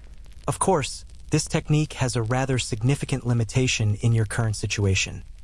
There's no sunlight. The winter day in Yakutia is down to about 4 or 5 hours of weak, low-angle sun that barely clears the horizon. At night, you're operating in complete darkness except for your small fat lamp. Still, knowing the technique exists is valuable. If you're still here when dawn comes, if the weather is clear, you could potentially create fire from ice and light. The idea has a beautiful symmetry, using the cold itself as a tool to create warmth. The Saka relationship with horses provides another cluster of survival techniques that seem bizarre until you understand the reasoning. Yakutian horses are stocky, shaggy animals that can survive outside through the winter, pawing through snow to reach frozen grass. They're a calorie source. Obviously, horse meat is a staple protein, but they're also a heat source. The Saka discovered centuries ago that fresh horse liver, removed from a just-killed animal, can retain heat for hours if properly insulated. A hunter caught in a blizzard could kill a horse, assuming they had one available, which is a big assumption. Remove the liver, wrap it in hides, and use it as a heat source to survive the night. The organ's thermal mass and the insulation combine to create a biological hot water bottle. You don't have a horse, and you're not going to kill one if you did. But the principle is instructive. Biological tissues retain heat. Your own urine, before you dispose of it, is at body temperature. The Saka sometimes use urine-filled bladders as short-term foot warmers, though the practice is considered a desperate measure. The squeamishness you feel about this is cultural conditioning. The Saka view bodily fluids pragmatically. They're resources with thermal and chemical properties that can be utilized for survival. Your cultural programming says urine is waste, is dirty, is shameful. Their cultural programming says urine is sterile when fresh, warm when produced, and occasionally useful. Food preservation techniques are another area where Saka knowledge shines. At -71 degrees, freeze-drying happens naturally. The extreme cold and near-zero humidity create perfect conditions for sublimation. Water transitions directly from solid ice to vapor without passing through liquid phase. Meat left exposed to these conditions becomes freeze-dried jerky, lightweight and shelf-stable. The Saka have been producing stroganina, thinly sliced frozen fish, for centuries, eating it raw because cooking requires fuel and time, and the freezing process kills most parasites anyway. You've been eating your fish frozen, slicing it with a knife when you're hungry, and there's an art to it you're still learning. Slice too thick and you can't chew it. Your jaw muscles aren't strong enough to break down a chunk of fish that's frozen to the hardness of wood. Slice too thin and the shavings are insubstantial, unsatisfying, gone before you've registered eating them. The optimal thickness is maybe 2 or 3 millimeters, thin enough to be chewable but substantial enough to feel like food. You eat it slowly, letting each slice warm slightly in your mouth before chewing, tasting the fish oil and the faint metallic tang of frozen protein. There's a quirky detail about frozen food that you've discovered through experience. It's actually easier to digest at extreme cold temperatures than you'd expect. Your stomach acid is warm, around 98 degrees, and it melts the frozen food quickly once ingested. The cold mass does pull heat from your core. That's an unavoidable thermodynamic reality, but the caloric content of the food more than compensates. A chunk of frozen fish might temporarily drop your stomach temperature a degree or two, but the fats and proteins you extract from it fuel heat production that far exceeds the short-term cooling effect. The math works, which is why the Saka have eaten this way for generations. Another survival technique Mikhail emphasized: snow reading. Not all snow is equal. Fresh powder is almost entirely air and has excellent insulating properties but no structural strength. Wind-packed snow is denser, stronger, but conducts heat more readily. Depth hoar, the crystalline layer that forms at the bottom of the snowpack, is structurally weak and dangerous for travel but can indicate temperature gradients in the ground below. The Saka can look at snow and diagnose conditions the way a physician might read symptoms. Is this safe to walk on? Safe to sleep on? Safe to use for shelter insulation? You study the snow visible in the dim light near your entrance. It's wind-packed, hard enough to support your weight without significant compression. This is good for travel you won't sink through, but bad for insulation. You've already packed loose snow around certain parts of your shelter for thermal buffering, but you wonder if you should do more. Every decision has trade-offs. Gathering and packing snow burns calories. The improved insulation saves calories through reduced heat loss. At what point does the investment pay for itself? These are the calculations that occupy your mind in the dark hours. The Saka also have extensive knowledge of animal behavior in extreme cold, and you're trying to apply what Mikhail taught you. Wolves, for instance, will dig dens in snow or earth, creating insulated spaces where pack members can pile together for warmth. Their fur is remarkably efficient. 2 layers, a dense undercoat for insulation and longer guard hairs that shed moisture and wind. A wolf can sleep comfortably in temperatures that would kill you in hours, not because wolves are magically immune to cold, but because they're optimized for it through millions of years of evolution and because they use behavioral strategies like denning and huddling. Ravens are another indicator species. The Saka watch ravens for information about weather, prey availability, and even wolf locations. Ravens and wolves have a documented symbiotic relationship. Ravens follow wolf packs and scavenge their kills, and in exchange, ravens sometimes lead wolves to prey by circling above injured or vulnerable animals. If you see ravens congregating, there's likely a food source below. If you hear ravens calling in a particular pattern, weather might be changing. You haven't seen or heard ravens tonight, which could mean the cold is too extreme even for them, or could mean you're simply not in the right location.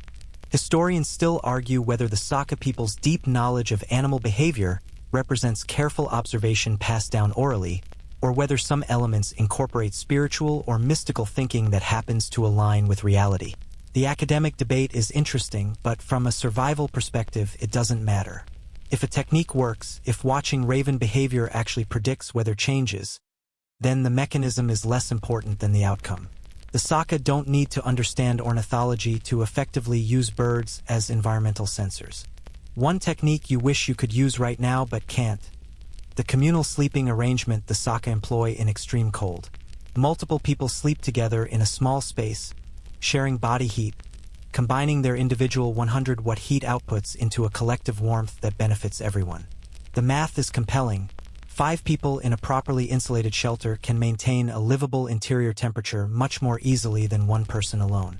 But you're alone, so you can't exploit this strategy. Solo survival in extreme cold is exponentially harder than group survival, not just because of the heat-sharing physics, but because group members can maintain watch rotation, perform tasks cooperatively, and provide mutual monitoring for cold injuries. You find yourself resenting Mikhail's absence, then immediately feeling guilty about the resentment. He taught you what he could in the time available. He didn't know you anything beyond that. The fact that you're still alive is testament to the quality of his instruction. Still, you wish he were here, wish you could ask the dozen questions that have occurred to you since he left, wish you had someone to confirm that you're doing things correctly or correct you when you're making mistakes. Instead, you have inherited knowledge, techniques, and principles that Mikhail passed to you, that were passed to him by his father or uncles, that were passed to them by previous generations, stretching back centuries in an unbroken chain of survival expertise. You're a link in that chain now, however temporary and fragile. If you survive this, you'll carry these techniques forward. If you don't, the knowledge dies with you, at least in your particular lineage. The thought creates an unexpected sense of responsibility. You're not just trying to save yourself, you're trying to preserve information that might save someone else someday. You check your extremities again, wiggling fingers and toes, assessing sensation. Everything responds. Everything hurts a little, which is good. You're holding steady, maintaining the thermal equilibrium, winning the immediate battle against the cold. Tomorrow you'll need to make decisions about food, about whether to stay or attempt to move, about how long you can sustain this static survival mode. But tonight, you just need to not freeze. Tonight, you apply Sokka knowledge and trust that centuries of accumulated wisdom will carry you through to dawn. The darkness is doing something to your mind. You've been lying here for what feels like days but is probably only 12 or 13 hours, and your thoughts are starting to loop in strange patterns, repeating the same calculations, returning to the same fears, spiraling into hypotheticals that become increasingly detached from reality. This is what isolation and cold do to cognition. They erode the boundaries between productive thinking and obsessive rumination, between reasonable concern and paralyzing anxiety. You're aware this is happening, which should help, but meta-awareness doesn't stop the process. You can observe your mind malfunctioning without being able to prevent it. You keep replaying the decision chain that brought you here. If you'd taken Mikhail's advice and turned back 3 days ago, if you'd packed more food, if you'd waited for better weather, if you'd never come to Yakutia at all. The if game is seductive and pointless. You can't undo the past, can't revise your choices, can't teleport to a warmer timeline where you made smarter decisions. But your brain keeps running the scenarios anyway, finding new variations, new branch points where different choices might have led to different outcomes. It's mental masturbation, essentially, and it burns energy you can't spare, but you can't make it stop. There's a phenomenon the Sokka call oku, which translates roughly to soul cold or spirit freezing. It's the psychological degradation that happens during extended exposure to extreme cold and isolation. The symptoms include obsessive thinking, emotional numbness punctuated by sudden mood swings, difficulty making decisions, and a creeping sense of unreality where you start to question whether you're actually experiencing what you seem to be experiencing. Western psychology might call it a dissociative state or a cold-induced delirium. The Sokka just call it oku and recognize it as a normal, if dangerous, response to abnormal conditions. You catch yourself arguing with people who aren't here. A running debate with Mikhail about whether you should have brought more lamp oil. A heated discussion with your father about risk-taking and adventure travel. A weird conversation with yourself or a version of yourself about whether the cold is actually that bad, whether you're overreacting, whether you could just step outside for a minute without consequences. That last one is concerning because it's a classic hypothermic delusion, the kind of thought that precedes people wandering into blizzards or removing essential clothing. You recognize it as pathological thinking, which means your executive function is still somewhat intact, but the fact that you're having the thought at all indicates degradation. You try grounding techniques. Count your breaths. 1 inhale, 1 exhale, that's 1. Next inhale, next exhale, that's 2. You make it to 17 before losing track and having to start over. You catalog physical sensations. The pressure of frozen ground against your hip, the scratchiness of reindeer fur against your cheek, the ache in your cold toes, the faint chemical smell of burning fat from your lamp. These sensations are real, verifiable, external to your spiraling thoughts. They anchor you to physical reality when your mind wants to drift into abstraction or delusion. But the anchoring is temporary. Within minutes, you're back in your head, worrying about the wolves, recalculating your calorie deficit, wondering if the temperature has dropped further, questioning whether the creaking sound you just heard was your shelter settling or the first sign of structural failure. The uncertainty is maddening. You have no thermometer, no reliable timekeeping, no external validation of your situation. You're operating on estimates and guesses, making life or death decisions based on incomplete information and degrading cognitive function. There's a hallucinatory quality developing at the edges of your perception. You keep seeing movement in the shadows beyond your lamp's small circle of light, quick flickers that disappear when you look directly at them. Your rational brain knows these are probably just visual artifacts, the result of staring into near darkness for hours, your visual cortex trying to make patterns from noise. But your limbic system, the ancient fear processing center, interprets every flicker as a potential threat. Spider? Rat? Something worse?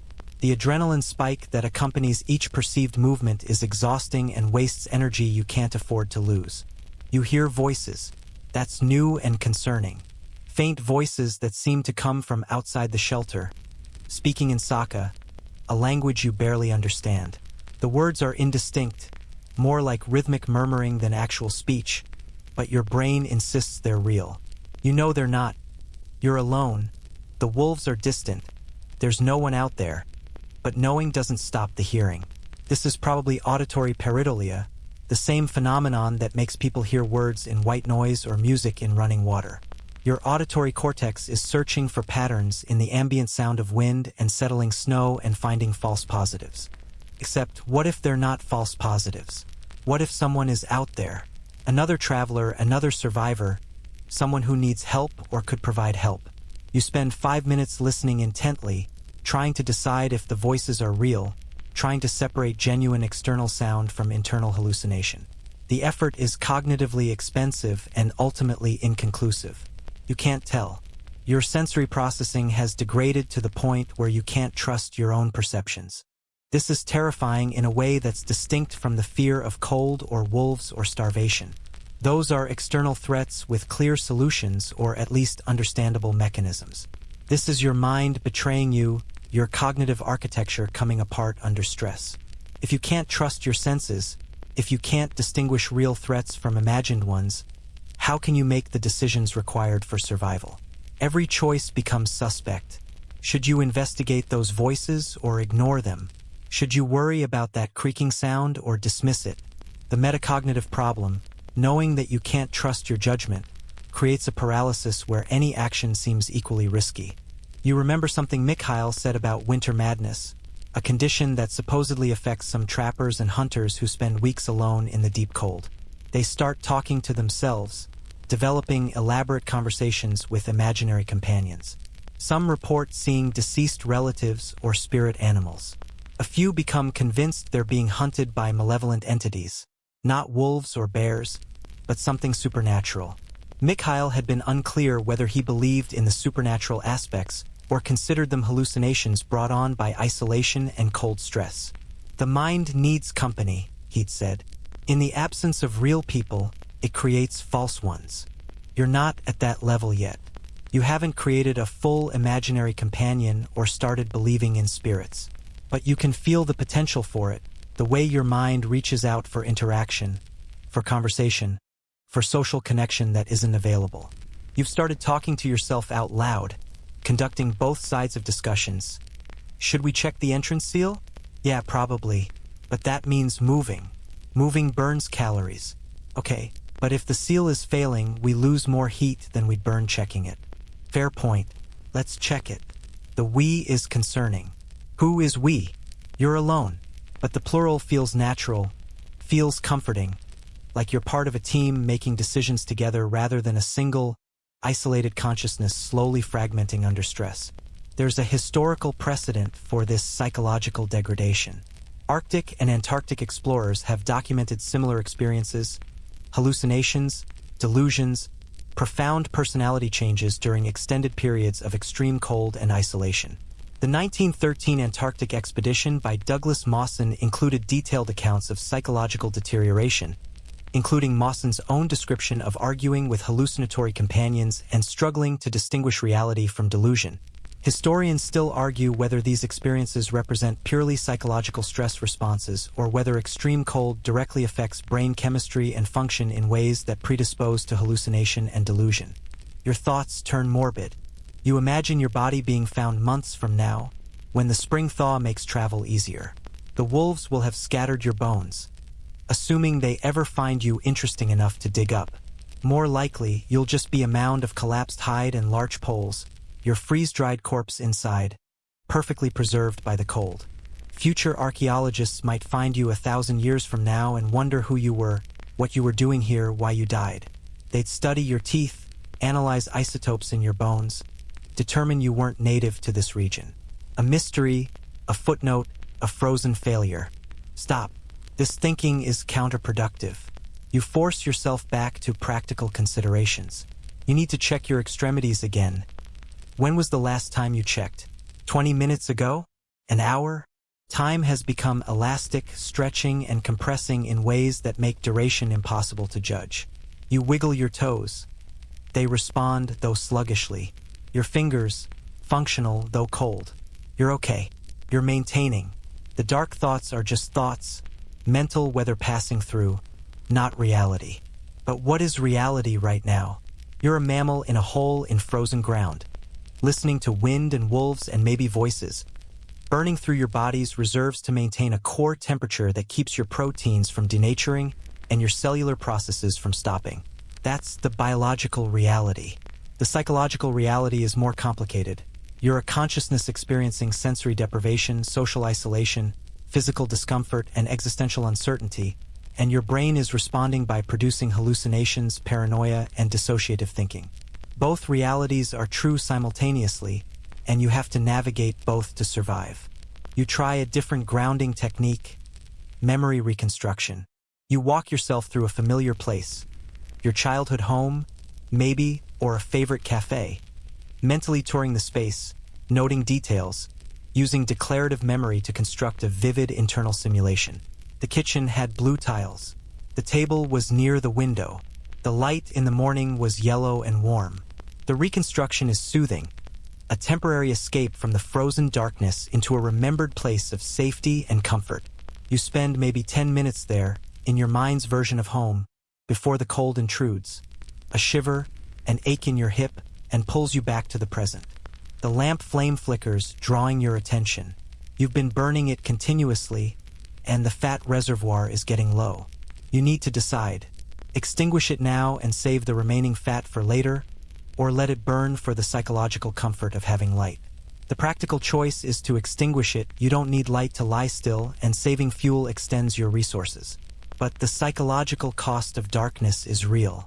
The lamp provides a focal point, a small circle of normalcy, a visual anchor that helps prevent complete sensory deprivation. Without it, you'll be in absolute darkness, alone with your thoughts and hallucinations. You compromise. You'll let it burn for another hour, maybe an hour, time is uncertain, then extinguish it and try to sleep. Sleep is risky but necessary. Your body needs rest to maintain immune function, to repair cellular damage, to consolidate memories and reset stress hormones. You've been operating in a heightened anxiety state for too long, and exhaustion is another threat to your judgment and coordination. But sleep means vulnerability, means trusting that you'll wake up, that your core temperature won't drop too far, that nothing will intrude while you're unconscious.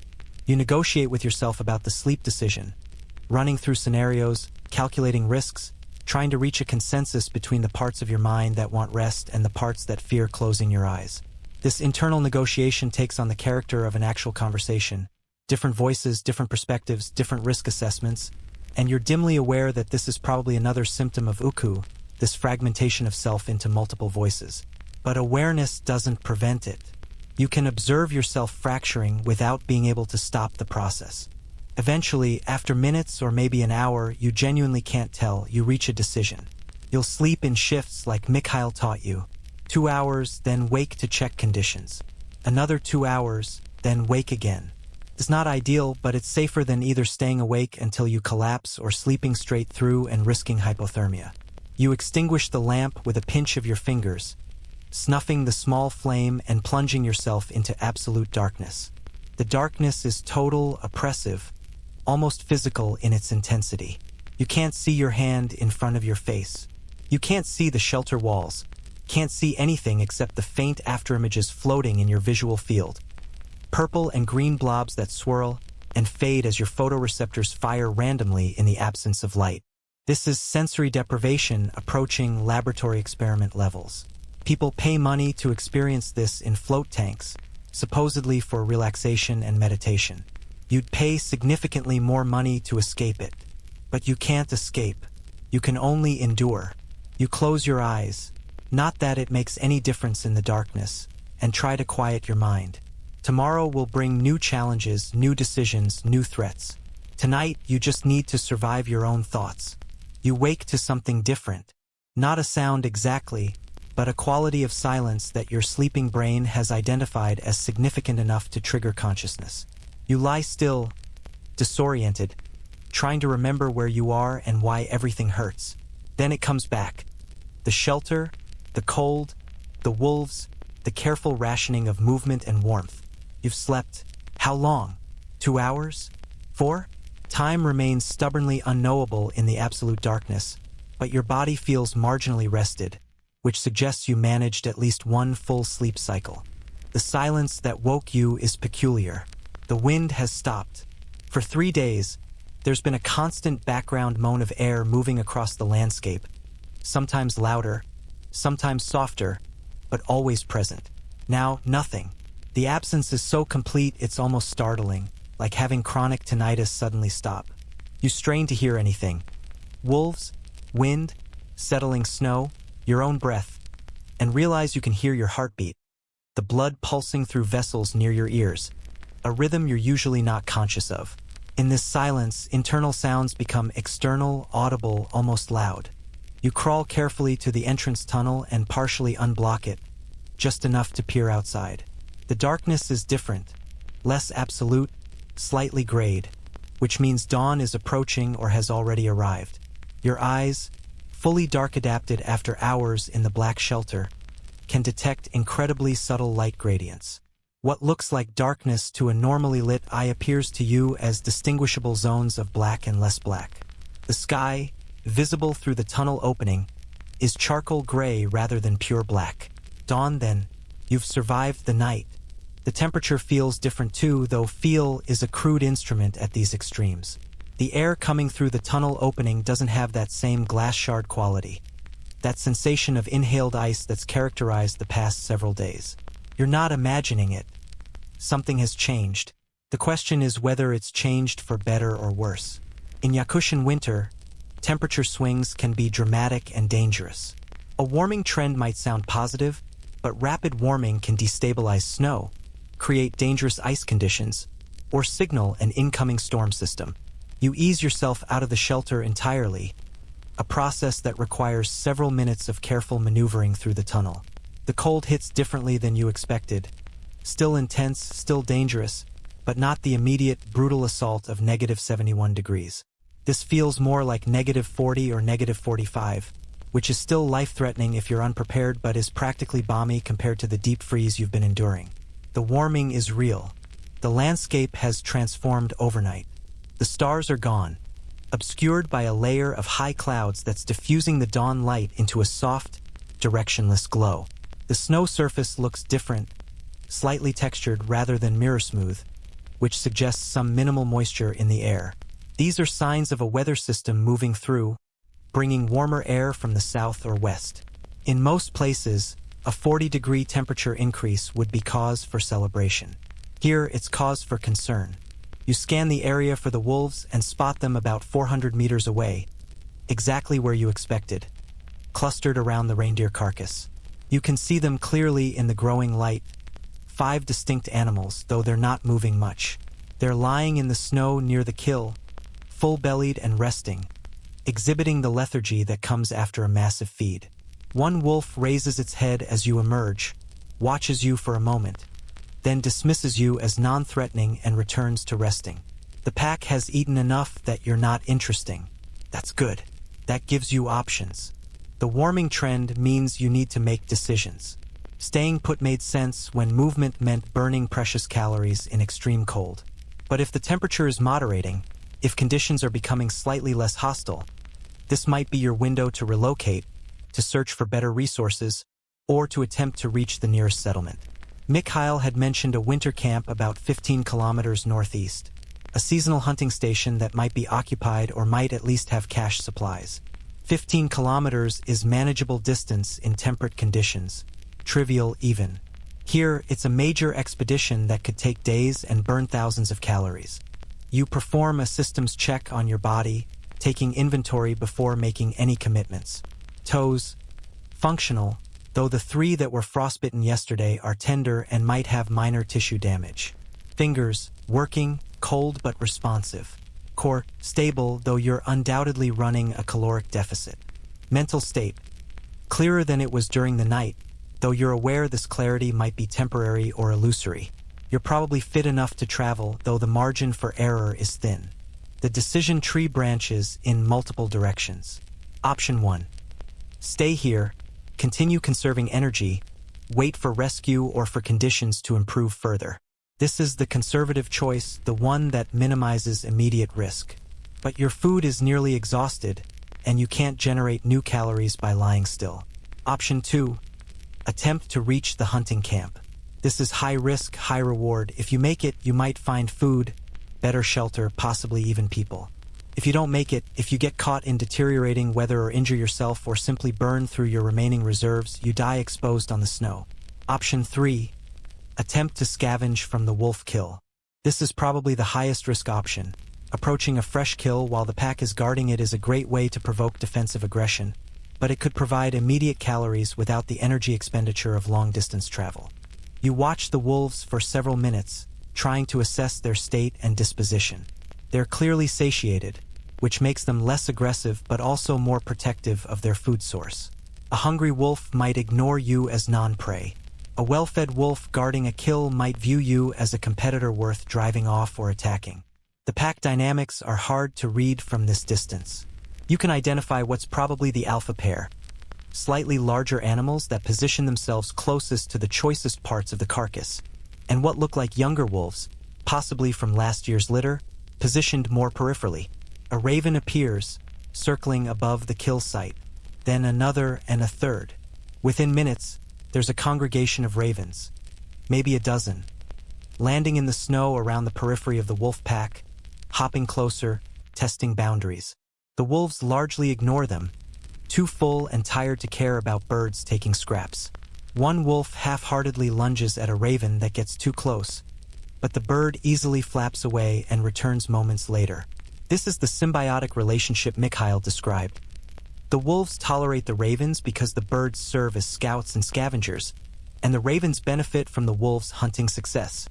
The presence of ravens suggests an opportunity. If the ravens can feed without provoking the wolves, maybe you can too. Not directly, you're not going to walk up to the carcass, but if you wait, the wolves will eventually leave to rest in a more protected area, and during their absence you might be able to grab some meat. It's still risky, but the risk calculation has shifted with the moderating temperature and the evidence that the wolves are currently non-aggressive. You retreat to your shelter to prepare, but preparation means making difficult decisions about what to carry. You need to travel light enough to move efficiently but equipped enough to handle emergencies. Your sleeping furs are bulky but essential. Without them, you can't survive overnight if something delays your return. Your food, meager as it is, comes with you. Water is heavy but necessary. Fire-starting materials, knife, rope made from braided sinew. Every item is a trade-off between utility and weight, between what you might need and what you can afford to carry. There's a historical parallel you remember reading about: the Franklin expedition, the doomed 1845 British attempt to navigate the Northwest Passage. When the ships became ice-locked and the crew had to abandon them, they hauled massive amounts of unnecessary equipment, fine china, books, silverware, across the Arctic ice. The weight exhausted them, slowed their progress, contributed to their deaths. The expedition's failure was partly a failure to understand that in extreme conditions, every ounce matters. The Saka learned this lesson centuries ago and never forgot it. You pack like a Saka, minimal, essential, ruthlessly practical. The sky is lightening steadily now, transitioning from charcoal to pale gray. The sun still hasn't cleared the horizon, but the ambient light is sufficient to navigate by. You make a decision. You'll observe the wolf pack for another hour, watching their patterns, and if they leave the kill unguarded, you'll approach and attempt to scavenge.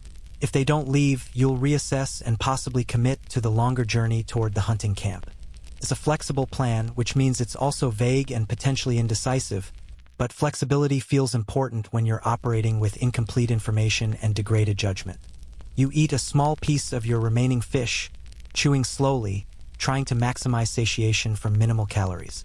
The fish is frozen solid, requiring significant jaw work to break down, but the effort warms your face muscles and gives you something to focus on besides the waiting. You've become quite skilled at waiting, at lying still, at rationing time, at existing in a state of suspended animation where nothing happens, and that's acceptable, even desirable. The wolves begin to stir. One stands, stretches in a motion that looks remarkably dog-like despite the wild context, then pads away from the carcass toward a small rise about 50 meters distant. Another follows, then a third. They're relocating to a better resting spot, somewhere with visibility and maybe a wind shadow. Within 10 minutes, all 5 wolves have moved away from the kill, leaving it temporarily unguarded. The ravens immediately swarm in, dozens of them now, covering the carcass in a shifting black mass of wings and beaks. This is your opportunity if you're going to take it. The wolves are within visual range of their kill and could return quickly if threatened, but the raven activity suggests they're not particularly concerned about scavengers taking small amounts. You could join the scavengers, grab what you can carry, and retreat before the wolves decide you're a problem worth addressing. Your heart rate increases, autonomic nervous system responding to the decision to act, to move, to take a risk. You've been static for so long that even standing up feels like a major undertaking. Your muscles are stiff, your joints reluctant, your body accustomed to conservation mode rather than action mode. You force yourself up, force yourself through a few careful stretches to restore some flexibility, then gather your knife and a leather bag for carrying meat. The walk toward the carcass feels surreal, dreamlike. Each step a deliberate decision.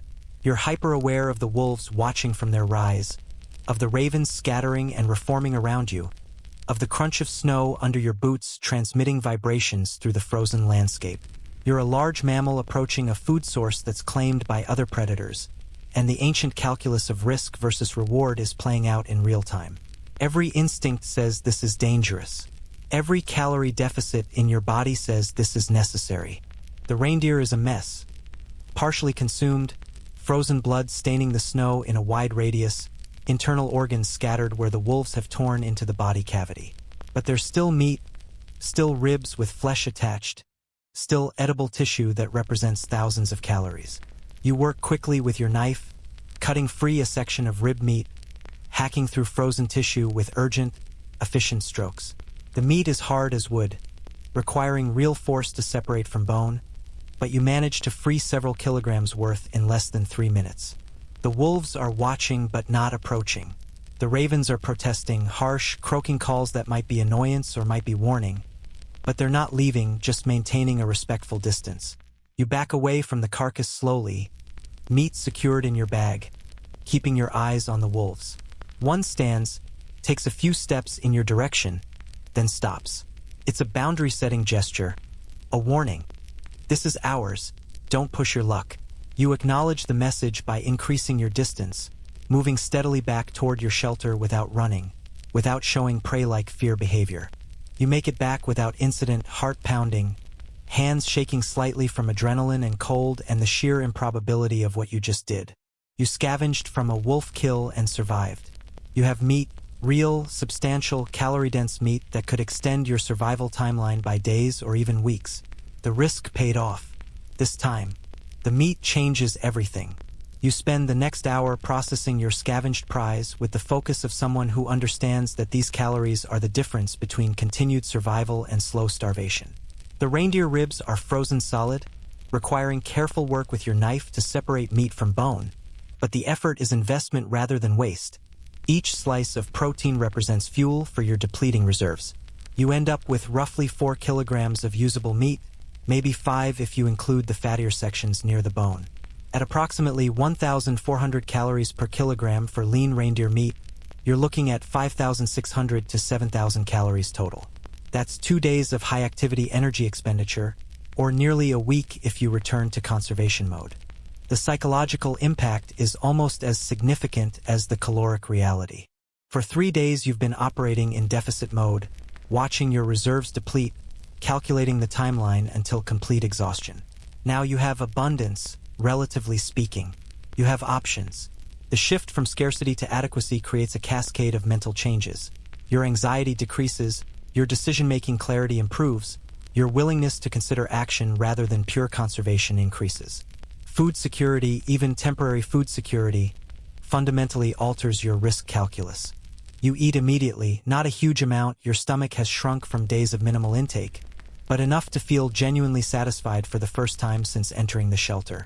The frozen meat is difficult to chew, requiring patience and strong jaw muscles, but the taste is clean and slightly sweet, the natural flavor of wild reindeer uncontaminated by fear hormones or domestic feed. The Saka prefer wild game for exactly this reason. The meat tastes of the landscape of lichen and clean snow and open tundra. You can almost taste the animal's last meals in the flesh you're consuming. As you eat, you watch the sky continue to transform. The high clouds are thickening, lowering, transitioning from wispy cirrus to more substantial formations. The light has a peculiar quality, diffuse and directionless, making it hard to judge the sun's position or the time of day. This is classic pre-storm weather in Yakutia. Warming temperatures, increasing cloud cover, changing wind patterns. A weather system is definitely moving through, and while the current conditions are better than the extreme cold you've been enduring, the trend might be toward deterioration rather than continued improvement. You need to make a decision about movement. The hunting camp Mikhail mentioned is still 15 kilometers away, but with food in your system and moderating temperatures, the journey is more feasible than it was yesterday. Alternatively, you could remain here, consolidate your shelter, and wait for the weather system to pass. The conservative choice would be to stay put. You have shelter, you have food, you have water access. Moving introduces risk, exposure to changing weather, possibility of injury, energy expenditure that might exceed the benefits of reaching the camp. But there's a counter-argument. The hunting camp likely has better infrastructure than your field shelter. It might have stored food, better insulation, possibly even communication equipment or maps showing the route to larger settlements. Every day you spend out here is another day of risk, another roll of the survival dice. If you're going to move, doing it while you're fed and while temperatures are moderate makes more sense than waiting until you're weaker or conditions worsen. You perform another systems check. Your body feels better than it has in days. The food is already making a difference, providing energy for cellular repair, immune function, thermal regulation. Your frostbitten toes are tender but functional. Your mental state is clearer. The hallucinatory fog of last night mostly dissipated. You're probably as fit for travel as you're going to get. The question is whether fit for travel is actually fit enough, or whether you're overestimating your capabilities in a brief moment of food-induced optimism. The wolves have returned to their kill, but they're less vigilant now, more relaxed. They're in the post-feast phase where their primary concern is rest and digestion rather than active guarding. The ravens have settled into a rhythm of opportunistic scavenging, grabbing scraps when the wolves are inattentive. The whole scene has a lazy, satisfied quality that's at odds with the harsh environment. Even in -40-degree cold, there are moments of plenty, brief windows where survival feels almost easy. You make your decision. You'll prepare to move, but you'll wait until tomorrow to actually depart. This gives you today to rest, to continue eating and rebuilding your energy reserves, to observe the weather patterns and see how they develop. If the storm system intensifies, you'll shelter in place. If conditions remain moderate or improve, you'll commit to the journey. It's a compromise between caution and action, between the conservative impulse to stay hidden and the aggressive impulse to seek better circumstances. With movement temporarily off the table, you turn your attention to shelter improvement. The moderating temperatures mean your current insulation system is actually overbuilt for the conditions. You're not losing as much heat as before, which means you can afford to be slightly less obsessive about thermal sealing. But the approaching weather system might bring snow, possibly heavy snow, and your shelter needs to be able to handle additional load without collapsing. You spend the afternoon. If it's afternoon, time remains elusive, reinforcing the roof structure. This requires going outside periodically to gather additional larch poles from the nearby stand, an activity that would have been prohibitively expensive in terms of calorie burn a day ago, but is now manageable with food in your system. Each trip out takes maybe 10 minutes. Identify a suitable dead pole, break or cut it free, haul it back to the shelter, trim it to size, position it in the roof matrix. The work is physically demanding but also satisfying in a way that pure survival lying could never be. You're building, improving, actively engaging with your environment rather than passively enduring it. The physical labor warms you, your muscles generating heat as a byproduct of mechanical work. You actually have to open some of your fur layers to prevent sweating. Moisture in clothing is still the enemy, still something to be avoided at all costs. The fact that you can generate enough heat through work to risk sweating is itself a sign of improved conditions. At -71 degrees, no amount of labor would warm you enough to sweat. At -40, it's possible. As you work, you notice details you missed before. The subtle color variations in the snow, ranging from pure white to faint blue in compressed areas. The way larch bark catches light, revealing vertical striations and patches of orange-brown lichen. The tracks of small mammals, voles or lemmings, creating delicate trails across the snow surface. These creatures are surviving too, burrowing under the snow, finding seeds and frozen vegetation, maintaining their impossibly fast metabolisms in conditions that seem incompatible with mammalian life.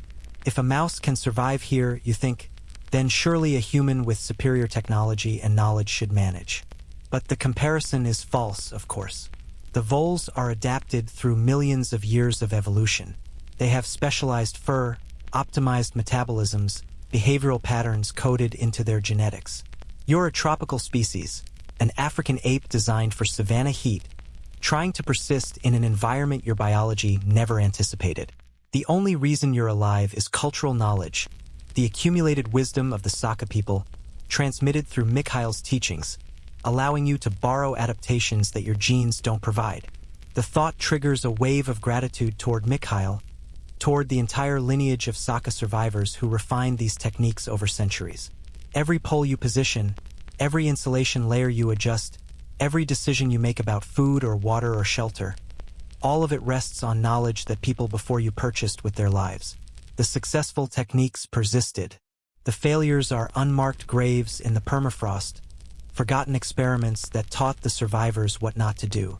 By evening, you judge its evening by the failing light and your own fatigue. Your shelter is significantly improved. The roof can probably handle a meter of snow accumulation, maybe more. You've repacked the wall insulation with fresh moss and grass gathered from protected pockets where it remains dry. You've even improved the entrance tunnel, making it slightly wider for easier passage while maintaining the cold trap principle that keeps frigid air from flowing into your living space. You eat again, consuming another kilogram of meat, forcing yourself to chew thoroughly despite your impatience. The Saka emphasize slow eating, partly for digestion but partly for psychological reasons. The act of eating should be savored, should be recognized as the significant event it is.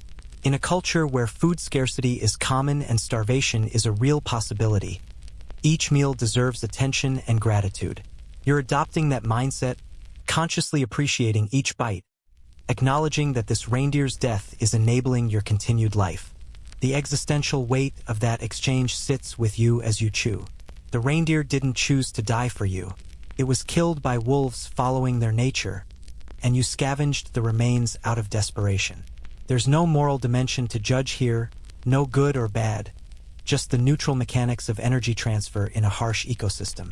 The reindeer ate lichen and grass, converting solar energy stored in plants into animal tissue. The wolves consumed the reindeer, extracting that energy for their survival. You've inserted yourself into this food web, taking a portion of energy that would otherwise have gone to wolves or ravens or decomposers. It's neither noble nor shameful, it's just survival. As darkness returns, true darkness, the clouds now blocking even starlight, you settle into your improved shelter with a sense of cautious optimism. You have food for several days. You have adequate shelter. The temperature, while still dangerous, is manageable. The wolves seem content with their kill and uninterested in you. These are all positive indicators, all reasons to believe you might actually survive this experience. But survival isn't assured, and you know better than to become complacent. The weather could deteriorate. You could injure yourself. The wolves could change their assessment of you from non-threatening to prey-like. Your frostbite damage could worsen and become infected. Any number of variables could shift against you, turning this temporary success into ultimate failure. Vigilance remains essential. You perform your evening ritual. Check extremities for sensation and warmth, inventory food and water, assess shelter integrity, plan for tomorrow. The planning is more complex now because you have options. If weather permits, you'll prepare for the journey to the hunting camp. You'll pack your improved supplies, plot a route based on Mikhail's descriptions and your own observations of the terrain, and commit to the 15-kilometer trek. If weather deteriorates, you'll shelter in place and reassess daily.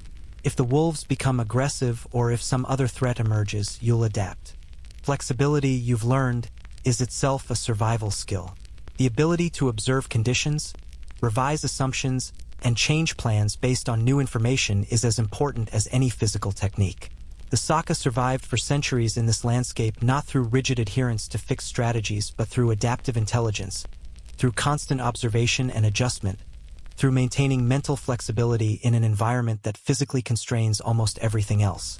You light your small lamp again, rationing the precious fat but acknowledging that light has psychological value beyond its practical function. The small flame creates a circle of warmth and visibility that helps maintain sanity, helps prevent the dissociative spiraling you experienced last night. You watch the flame dance, fed by rendered reindeer fat that was once part of a living animal, now transformed into light and heat that's keeping you alive. The chemistry is simple, oxidation of lipids producing photons and thermal energy, but the meaning is profound. Life feeding life, energy transferring through ecosystems, everything connected in a vast web of consumption and transformation. Your thoughts begin to slow, the mental frenzy of the past days giving way to a quieter, more peaceful state. You're not safe, you won't be safe until you're back in a heated building with reliable food and medical care, but you're safer than you were. You've moved from acute crisis to chronic challenge, from immediate danger to manageable difficulty. That's progress. That's worth acknowledging. You think about what you'll say when you get back to civilization, assuming you do. Who would believe this experience?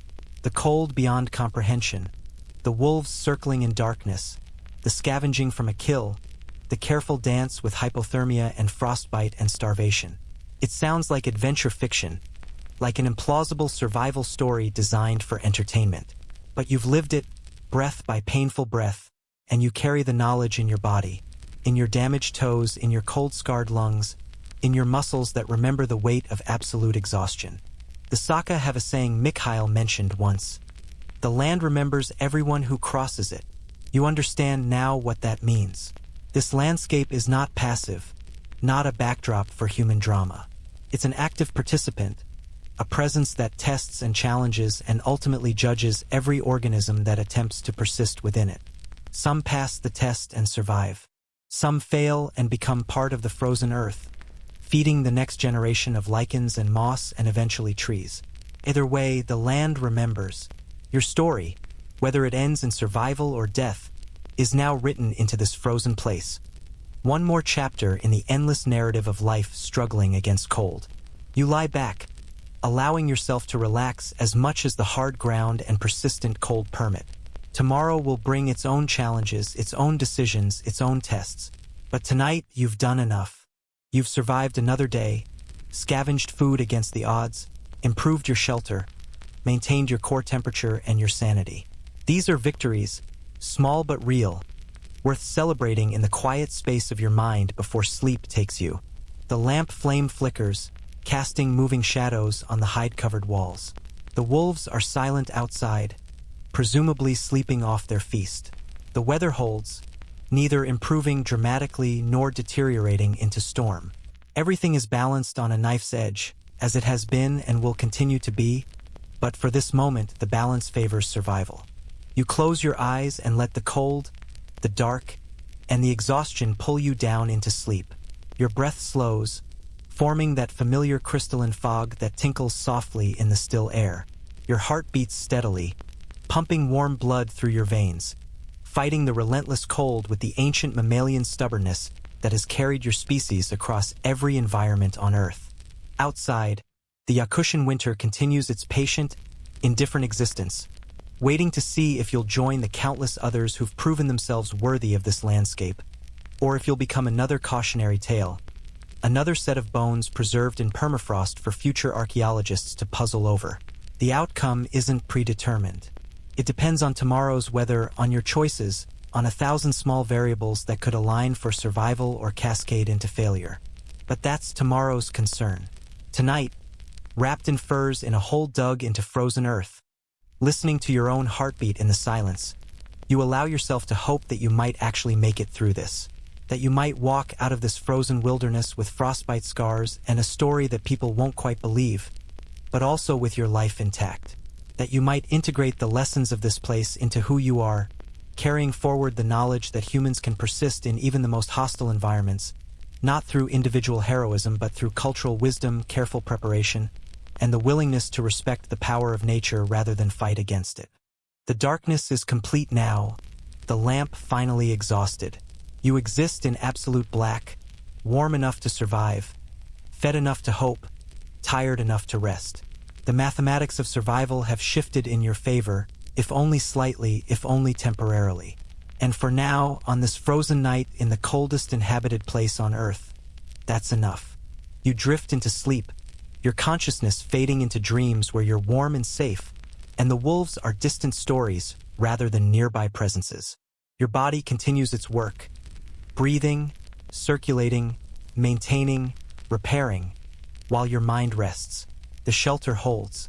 The cold remains outside, and you, impossibly, continue to survive. Sweet dreams, traveler. You've earned them,